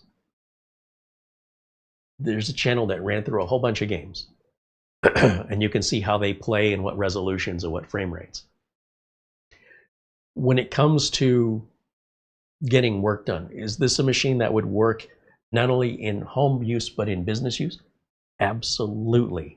And it's very difficult for me to, well, this updating is going on for me to demonstrate outside of, showing you Crystal Dismark results and showing you the Cinebench results. Those alone, those two things alone should give you some idea of the performance. But unless we have an actual proper workload that we can put on here, it's really hard to appreciate just how much power is in this little tiny box and how quiet it is. So if you have some suggestions outside of gaming, I would love to hear it. The gaming's covered head to toe. We don't need any more of that. As far as I'm concerned, it's oversaturated on YouTube. When I'm going to use a computer like I intend to use this, you won't ever see me playing games on this. I'll be using this to demonstrate repairs. I'll be using this when I need a machine to pull out to demonstrate something educational. This will likely become my new go-to. I've got the MSO1 sitting right over here, and I've been relying on that. How many times have I pulled that out to make a demonstration to show, here's how a Cronus works, or any sort of configuration or diagnostic? That is the go-to machine. Why that one? It's incredibly powerful and compact. Well, what's better than that one? Until today, there wasn't, in my opinion, but now there's this. So, goes without saying, you'll start seeing this sitting in that corner if you pay attention, and you'll see me pull this out. And then from time to time over the course of the next few months, I will be using this to demonstrate things to help educate people. And if you want a game on it, you can. Let me be very clear. 1440p gaming on this, 2K gaming, you're good on AAA titles. So if that's your preference, There are some other review videos that do cover the gaming side of things. But because gaming has so many different genres, whether it's retro gaming, e-gaming, esports gaming, I mean, first-person shooters, there's so many different categories and genres. To demonstrate how 10,000 games run would take 2 years. So anytime you watch a review where they're showing certain videos, there's Spider-Man 2, whatever it is, it's very much of the preference of the reviewer. And if the reviewer is in another country, there are games that are very popular in other countries we've never even heard of here in the United States. And for each individual to have their own individual preferences and to be able to accommodate all of those different categories, it's an impossible, it can't be done. But when it comes to the business side of things, it's a much clearer path forward with regards to review, with regards to what to expect from practical applications. And this thing, it just outshines everything in this category where we're talking about this size and this price range. If you were to put together a desktop that can run at the equivalent of this, you'll spend about $400 more minimal. And you'll have to put it all together yourself. So for what you're getting for the price, combined with the fact that it's as small as it is, as quiet as it is, I don't think there's anything on the market that can beat it right now. This is the new leader in that category. That's my opinion, based on my values. And I don't say that lightly. There's very few times a computer comes along that grabs my attention the way the MSO1 did, which is now being repeated now with the new X1 AI or AI X1, whatever they're calling it. All I know is it runs really, really good. It's fast, it's quiet, it's small, and it's very capable. There's nothing in here I need to upgrade. Just the way it showed out of the box. Even though there are options to upgrade, today, right now, it more than exceeds what I needed to do.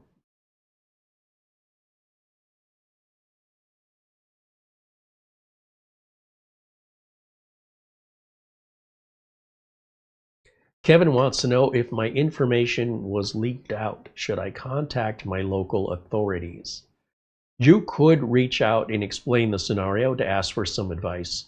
Depending on how your information was leaked out, it's generally something that is in the United States handled by the FBI.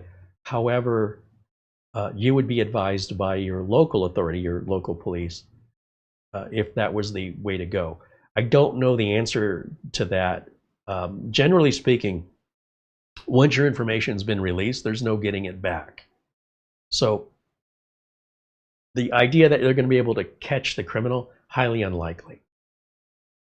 Reporting the incident in reality is more of a formality. What you need to do is inform anything that has to do with money.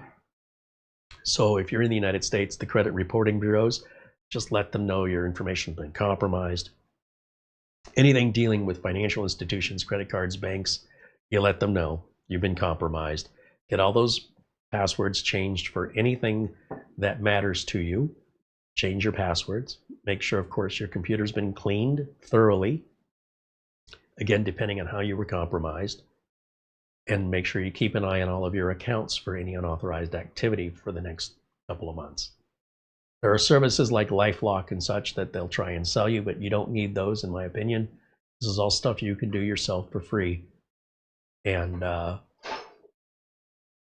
yeah, it's about all you can do. Informing the authorities, like I say, it's more of a formality. There's not much authorities can do, but they can kind of keep track of patterns. And if they see a pattern evolving, they can then take steps to try and eliminate that cause of that. But that requires everybody report, and a lot of people simply don't report it. So, but it's really important that anything regarding credit cards, banks, anything involving money, PayPal, Venmo, get all those passwords changed, get account numbers changed if need be, if that's what was leaked out. David Graham with a $2 super chat says, by the way, I watch Carey to help me keep up. Yep, that's what we're trying to do. We're trying to keep up. There's nothing better than having customers who call you with computer issues to force you to keep up. I have a customer who called the other day that has a very old email system. And for some reason, files were not synchronizing using IMAP from one computer to another.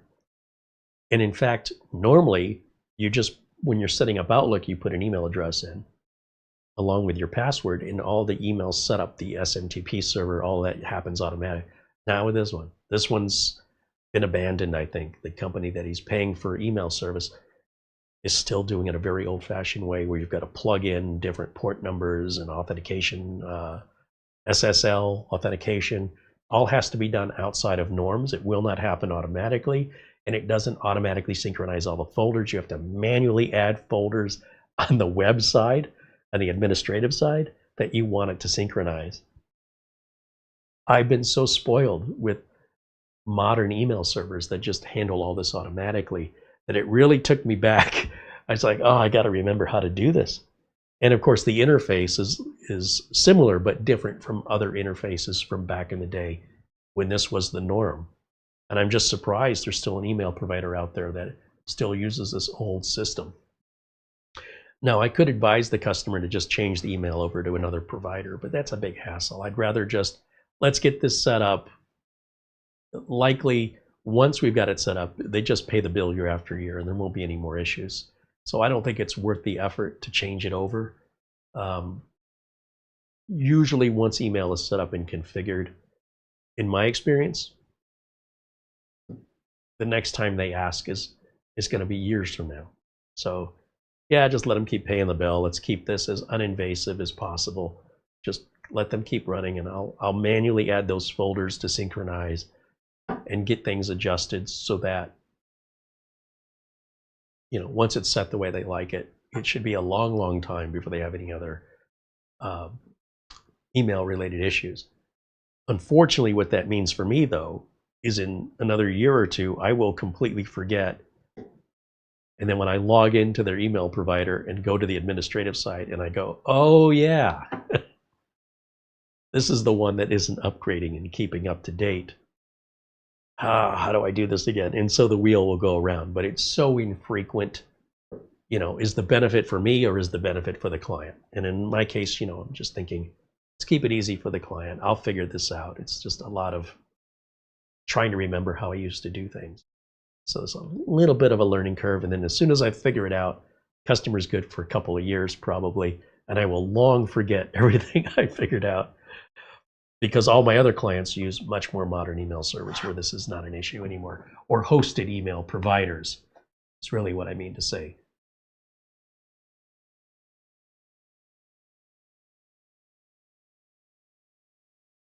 Kevin says he lives in Canada.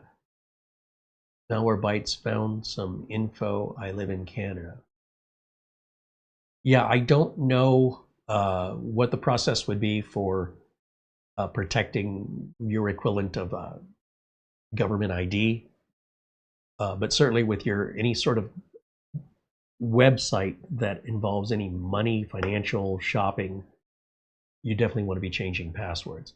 Now, Malwarebytes may find some things that may not be dangerous. Malwarebytes could find what are called PUPs, which are potentially unwanted programs. They're harmless, they're just annoying. If, on the other hand, Malwarebytes has found rootkits or actual viruses, then I would Google the name of the virus and figure out what that virus does before assuming that your data's been leaked out. And if so, which data? But again, once it's out, it's out. There's no putting it back.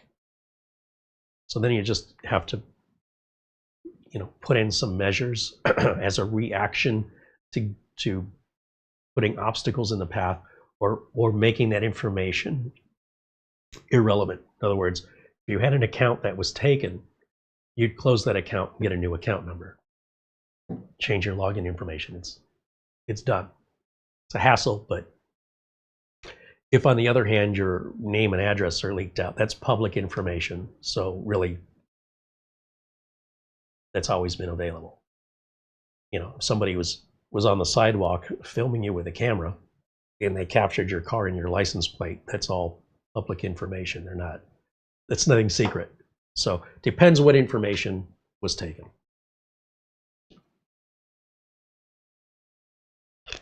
Carey, can I connect two Corsair iQ Link hubs together? That's what Mark Gaines wants to know.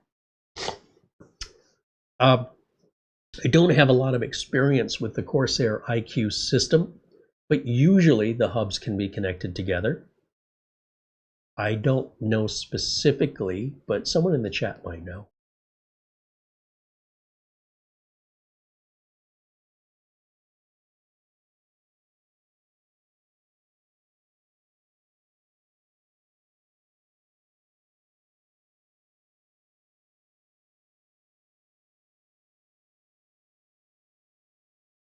How is my cold? Robert Jones wants to know. I'm still struggling a little bit with congestion. I'm not running a fever or have a sore throat or anything. It's all just congestion right now. So hopefully another couple days that'll be cleared up.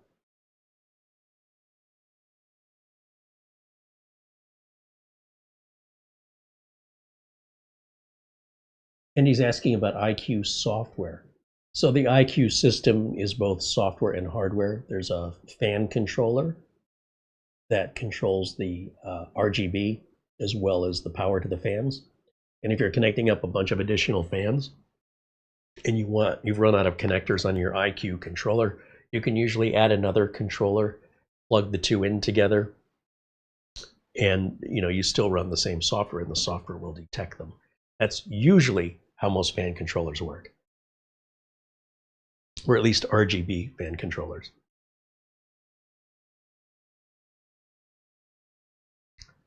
All right.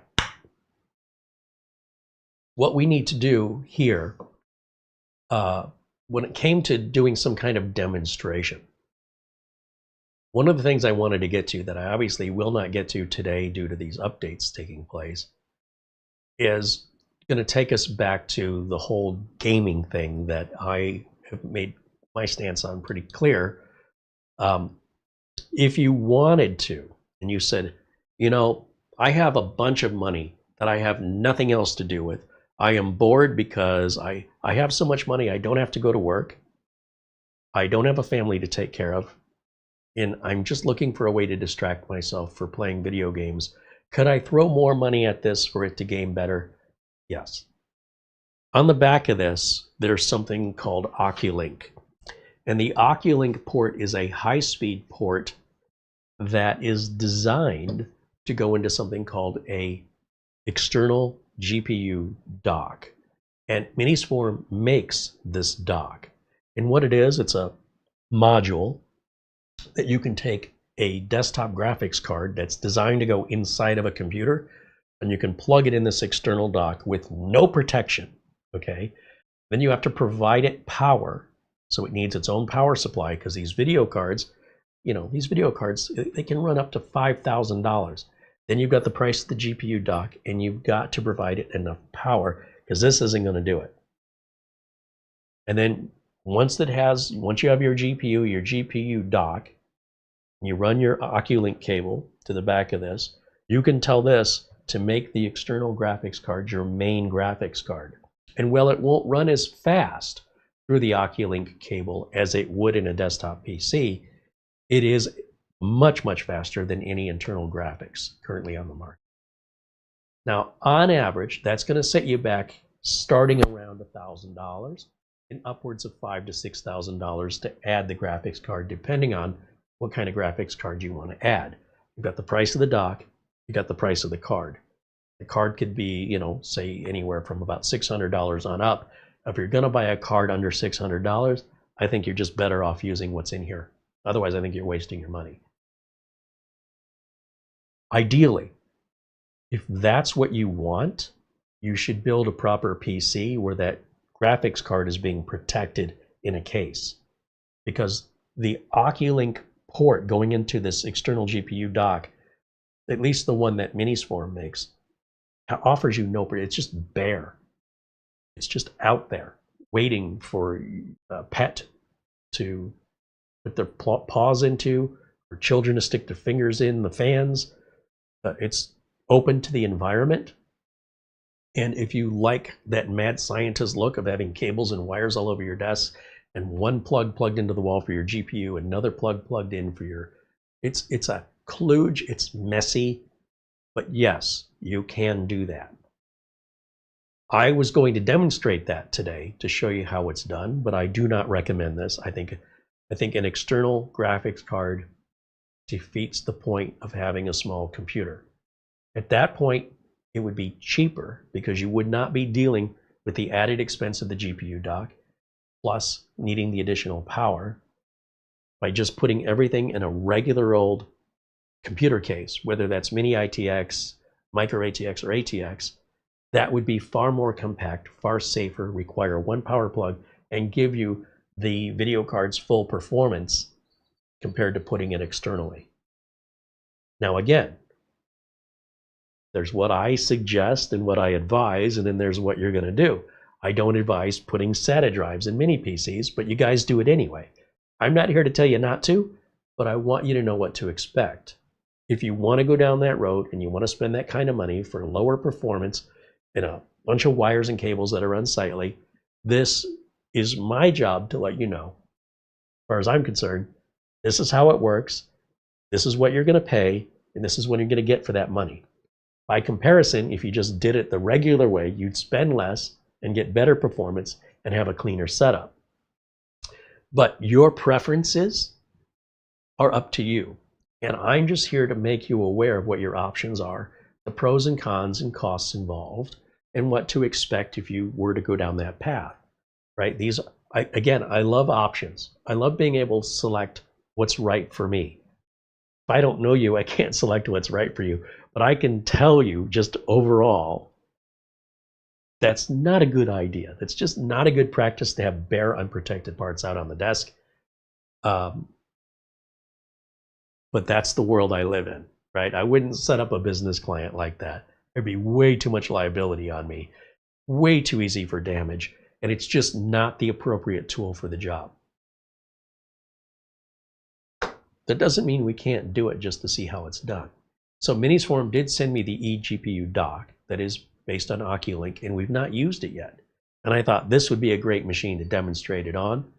But once we're done with the demonstration, that GPU dock is going to go back in the box and set aside, because the GPU in here is more than adequate, more than adequate. They're just getting better and better. And at some point, the internal graphics on these chips is going to exceed that on external GPUs. We're going to see the death of the external GPU, except for, the $10,000, high-end business ones that are used for rendering. Now, that being said, we're also seeing that in other areas of technology as well. The death of the DVD drive and the Blu-ray, just the optical drive itself. More or less, it's still hanging on a little bit, but it's another couple of years, it'll be history, like the 8-track tape, the cassette tape, the record player. And yes, there's still people that buy records, but very few, compared to the majority of people that are just doing everything streaming. When people realize that they can do most of what they're using their computer for on their phone or their tablet, home computers are also starting to go away. But businesses still require computers as much, if not more today, than they did in the past. So on the business side of things, things aren't changing that much. On the home user side of things, home users are very much into fads. And so, as much as a lava lamp was popular, not so much today. You can still buy one if you're looking for one, but not many people do. Home computers look to be a fad from my perspective, because I can tell you when I first started out in this business, I was kept pretty busy with a pretty fair business to consumer customer base. And over the years, business side's getting bigger and bigger, and the consumer side smaller and smaller. And the needs of businesses remain mostly the same, whereas the needs of consumers are whatever they're seeing online, whatever they're hearing on the news, just going after that latest thing. Usually in business, we have to justify the investment. We have to say, what's our cost? What's the training cost to get the employees on board? And then what's going to be our return on that investment over what period of time? Consumers don't usually do this. They go, hey, that's cool. I want that. Give me that. And a lot of consumers, they don't want to move forward anyway. I still like my Windows 10. I don't want Windows 11. Okay. I mean, no one's going to stop you. But when it comes to business, that's not really an option. It sort of gets to be a situation of you've got other people's data you're responsible for. Do you want to close the business? Do you want to install a completely different operating system, get all new software, and train all your employees on how to use it? Or do you want to do this free upgrade and stay on board with the changing world around you? And for business, it's really a no-brainer, right? The answer is almost always going to be the same. It's just a question of when. When can we do it? When are we ready? So for some people, they get a very busy season for their business, and we don't want to do this kind of work when they're busy. But we talk about it, and we let them know this is coming, and how do you want to proceed? It's not my decision to make. But it's my responsibility to let the customers know what their choices are. And if we can schedule it, it'll cost less. Because if you end up waiting until there's a problem and then you call, you're losing money because you can't work. And every employee that's on the payroll can't work. And now suddenly, we're not shopping around for the best price. Now suddenly, we have to deal with this today as though it were a fire that broke out. It's much better to plan for it and say, okay, we can deploy this slowly, easily, one computer at a time. We don't have to change it all overnight. We can do it after hours when it doesn't interrupt business. We can have an employee who gets used to using the operating system and the changes, who can then help the other employees. That takes the burden off of me. And as we go slowly, one by one, before you know it, especially with a small or medium office, it doesn't take very long, and we're off to the races. And then when the next version of Windows comes out, oh, that version's terrible, and the whole thing starts all over again. It is real fun sometimes to be in this line of work where people act as though their personal emotional decisions have any impact whatsoever on their business. When you're running the business, you don't really have a lot of choice if you want to stay in business.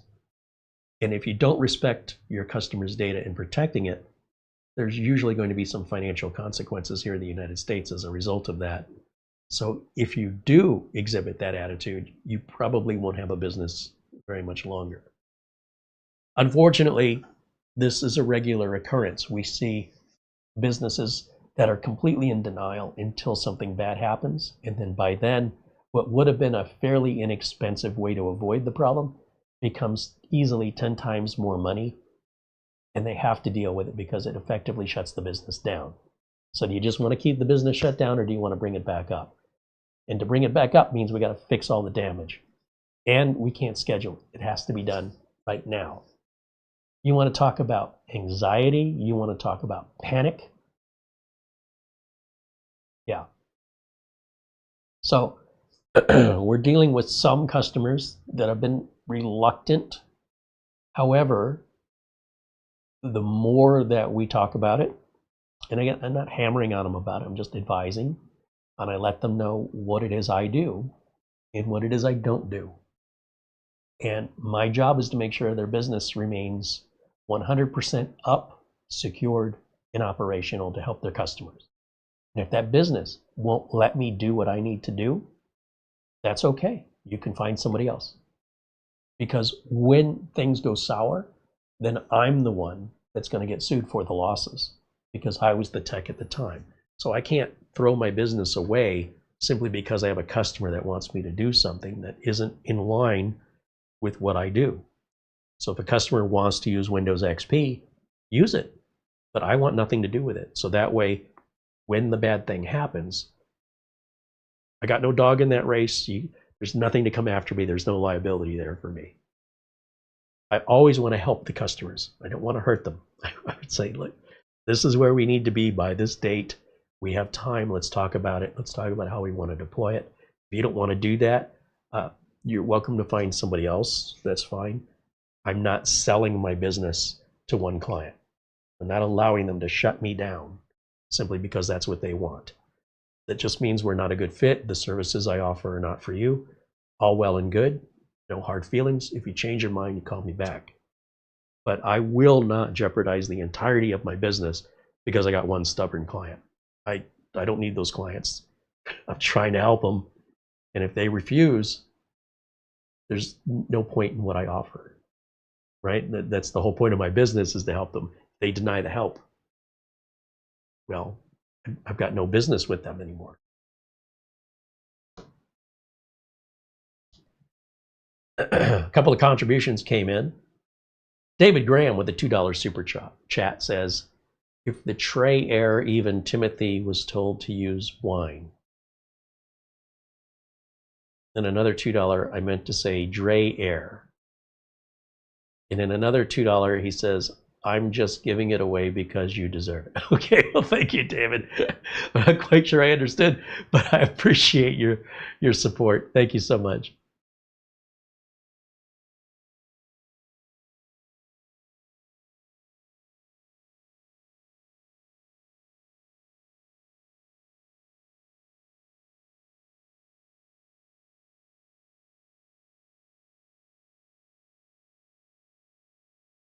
Ben Laird said he's happy as a computer hobbyist. Nothing wrong with that. Nothing wrong with being a hobbyist.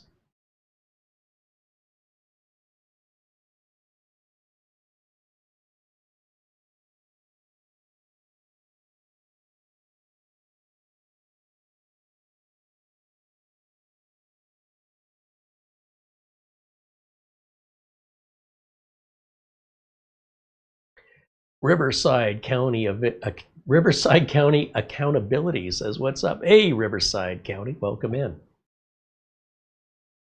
I think they do the First Amendment audits, which, by the way, I'm a big fan of.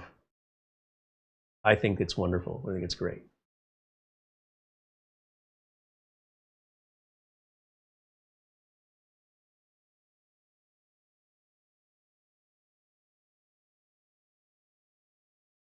James Prezi said he went to a 7-Eleven once to reload my card.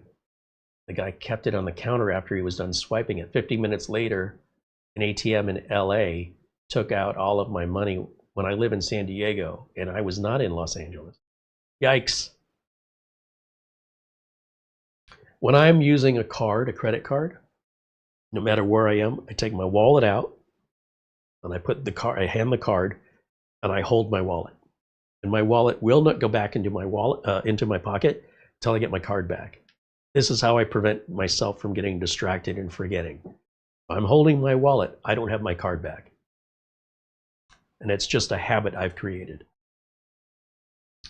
I don't take my wallet out, take the card out, and then put my wallet back. That's an easy way to forget my card. So I'm standing there, and it's a pretty obvious reminder to the person I've handed it to that I'm still waiting without having to say anything. It's, what do you think this is out here for? But yeah, you've got to really protect those credit cards. And it's also, concerning when it's a debit card and the money's coming directly out of your account versus a credit card where the money's coming out of the bank. It's painful when it happens on a debit card. And for that reason, I avoid using my debit card as much as possible. There's usually no additional fee to use a credit card. And oftentimes credit cards can give you cash back on purchases that can add up. So there's all the benefits in the world to using a credit card and almost zero benefits to using a debit card. There's just a lot of risk on a debit card. So I avoid the debit card. I'm trying to think when I've used it last.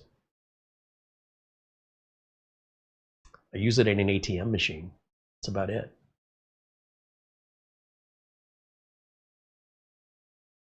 David Graham with a $2 super chat says he meant to say dry air. Okay, let me go back and reread what you wrote, David, because if the dry air, even Timothy was told to use wine.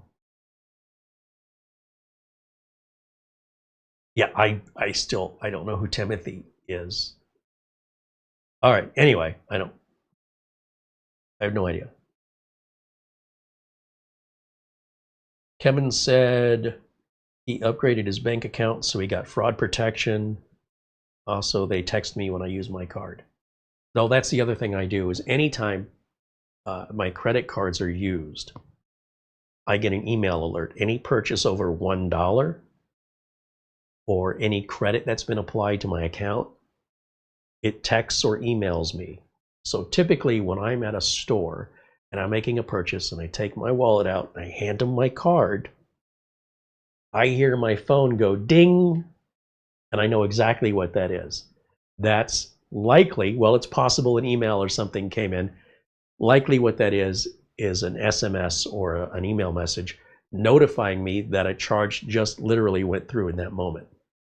And it typically happens even before I get the card back. Or if I'm swiping the card myself, I typically get that alert before I leave the store. Like within moments of that card being approved, I hear the phone ding and I know exactly what that is. The other benefit is if they say, hey, do you want a receipt? I could take it or leave it because I know I have a record of the transaction now that my phone beeped. I obviously will take the receipt because it's a lot more convenient if I need to return something. But if I don't get it, it's not the end of the world because I have a digital receipt from the transaction, or at least a record of the transaction. And this also sets my mind at ease that if my card were to be used, somehow, some way, somebody got their hands on it, I'll know on the first transaction. It won't be something they're getting away with day after day, charge after charge. They're going to get one charge approved. I'm going to see it immediately, and you better believe I'm going to stop everything I'm doing and contact their credit card company and have that card shut down right now. That's a great feature, highly recommended.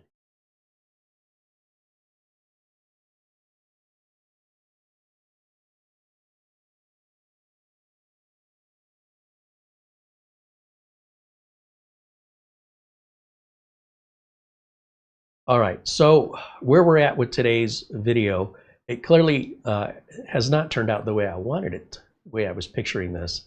But essentially, what I wanted to convey in the video is just how powerful this little box is, how quiet it is, give you an idea in reference to size by holding it up and showing it to you. And the second thing would be actually demonstrating live some of its capabilities. So since we have not gotten to that today, we will pick this up in a part 2 so we can demonstrate the external graphics card dock. I've got no Steam account, so I don't plan on getting a Steam account to load some games that I'm not going to play just to show you what frame rates are at certain resolutions. The games you probably don't play either. But I will show you how it all hooks up and configures so that you know what to expect if it's something you want to pursue. And we can open up the bottom of it and explore the inside. It's got a lot of room for upgrade in there with the M.2 slots that are available. As I mentioned, it's very quiet and is extraordinarily high performance. This is at the high end of mini PCs outside of gaming mini PCs.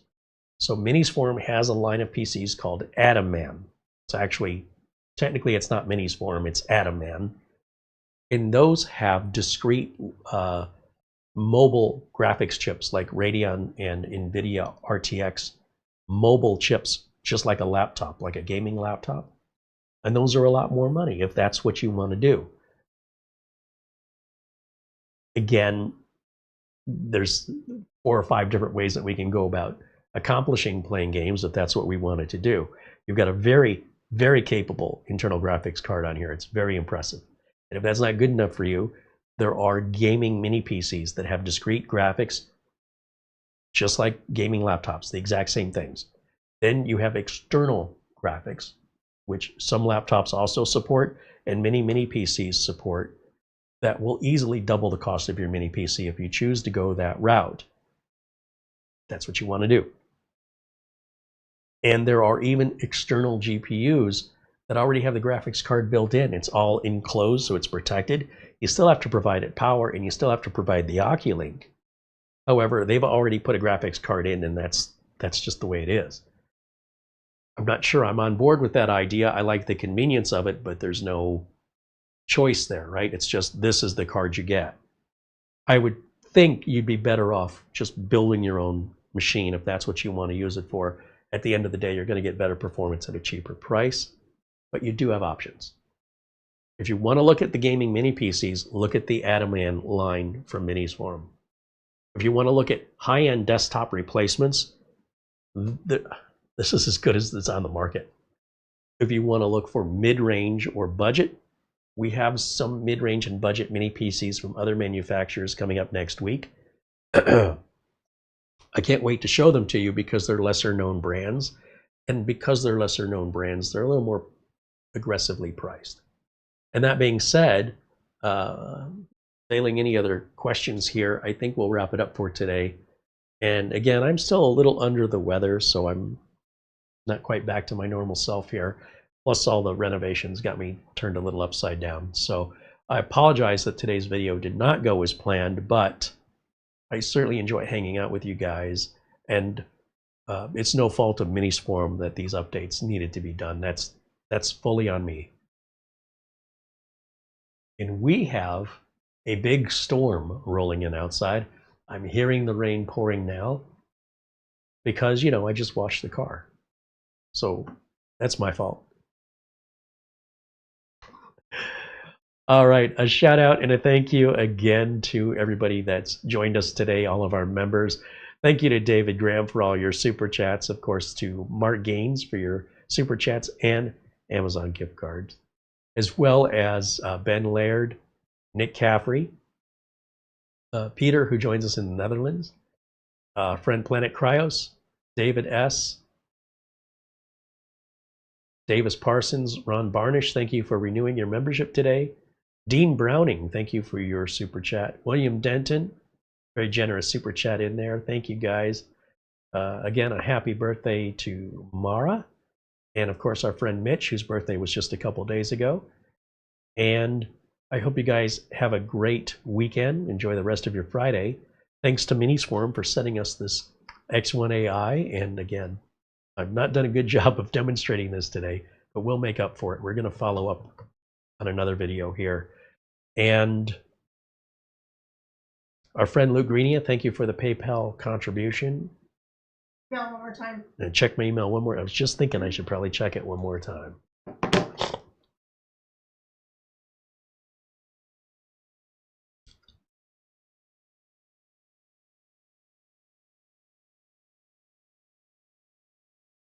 Mortant sent us an Amazon gift card. Happy birthday, Maralina. I hope you're having a wonderful day. From Thomas with a $50 Amazon gift card. Paul 1980s also sent an Amazon gift card that says happy birthday to Mara. Thank you so much, Paul, with a $50 Amazon gift card. And again, Luke Greenia and Mark Gaines, thank you guys so much. Mark Gaines sent a $50 Amazon gift card and a very generous contribution sent by our friend Buster, as previously mentioned. And we just can't thank you all enough for your support and generosity as we continue moving forward free of sponsors. We will continue to try and find you deals if we're aware of any going on, or if you know of some, let us know. That Western Digital 8 terabyte NVMe drive dropped earlier this week to $511. During Black Friday, it was $579. When they brought it back to $579 again recently, then they dropped it to $511, they being Amazon. The good news is, well, that deal is off. The fact that it's come that far down in price means it'll do that again. Now, for me personally, at this point, I don't need an 8 terabyte drive. This is a very fast Western Digital SN850X. But I have to tell you, if I see it under 500, even though I don't need it, I don't know if I can resist. That's a really great price at $511. And they had that on sale for about 2 or 3 days. But once they hit that new low, they'll hit it again. So it might be something, if you're interested in, watch for that on Amazon. That is a fast Gen 4 5-year warranty 8 terabyte NVMe drive. There's a discount on the Minisforum X1 AI because it's brand new and it's just been released. Obviously, they're looking to hit the market running and give you guys an incentive to pick one up. The non-pro version, hopefully we'll have an update on that next month. It's not available yet. As for the drivers and updates, I'll reach out to Minisforum and ask them where the drivers download is. And when we do the follow-up review, remind me, I'll make sure to include that. In the meantime, we can obviously back up the drivers now. Mara's added the link on how to do that for free. No software is needed. So if you have your current computer and you don't have a backup of your own drivers, You don't need software for that. You can do that on your own. If we encounter other tech deals, again, without sponsorship, with your support, we can have no dog in the race. We can just say, hey, we think this is a really good price. I don't know if you're in the market for whatever it is. Could be a mini PC, could be storage, some tech gadget that I think is a really good value. Or if you come across anything that you think is a really good value, let us know so we can share it with the whole community. Save you guys some money. All right, that'll wrap it up for me for today. And a shout out to our friends, of course, at SCD Keys, who offer you that discount on Windows and Office license keys. That's a discount for you if you want to use it. We don't get paid on whether or not you use it. It's just, we're trying to look out for you guys and get you good deals. And it's got to be a legit product with good support that I use myself in my business, or I don't recommend it. Okay, it's that simple. The links for the discount codes and the links for the products are in the video notes below today's video, along with links to this product here, the X1 AI from Minisforum, which again, I'm not sure. It says X1 AI here, but on the site it says AI X1. I don't know which way the order of words go, but it's the same unit. And this is the only version, which is the Pro version that's out right now. This just was released yesterday. It's hot off the presses. Thank you so much. We will see you all very, very soon. And until next time, bye for now.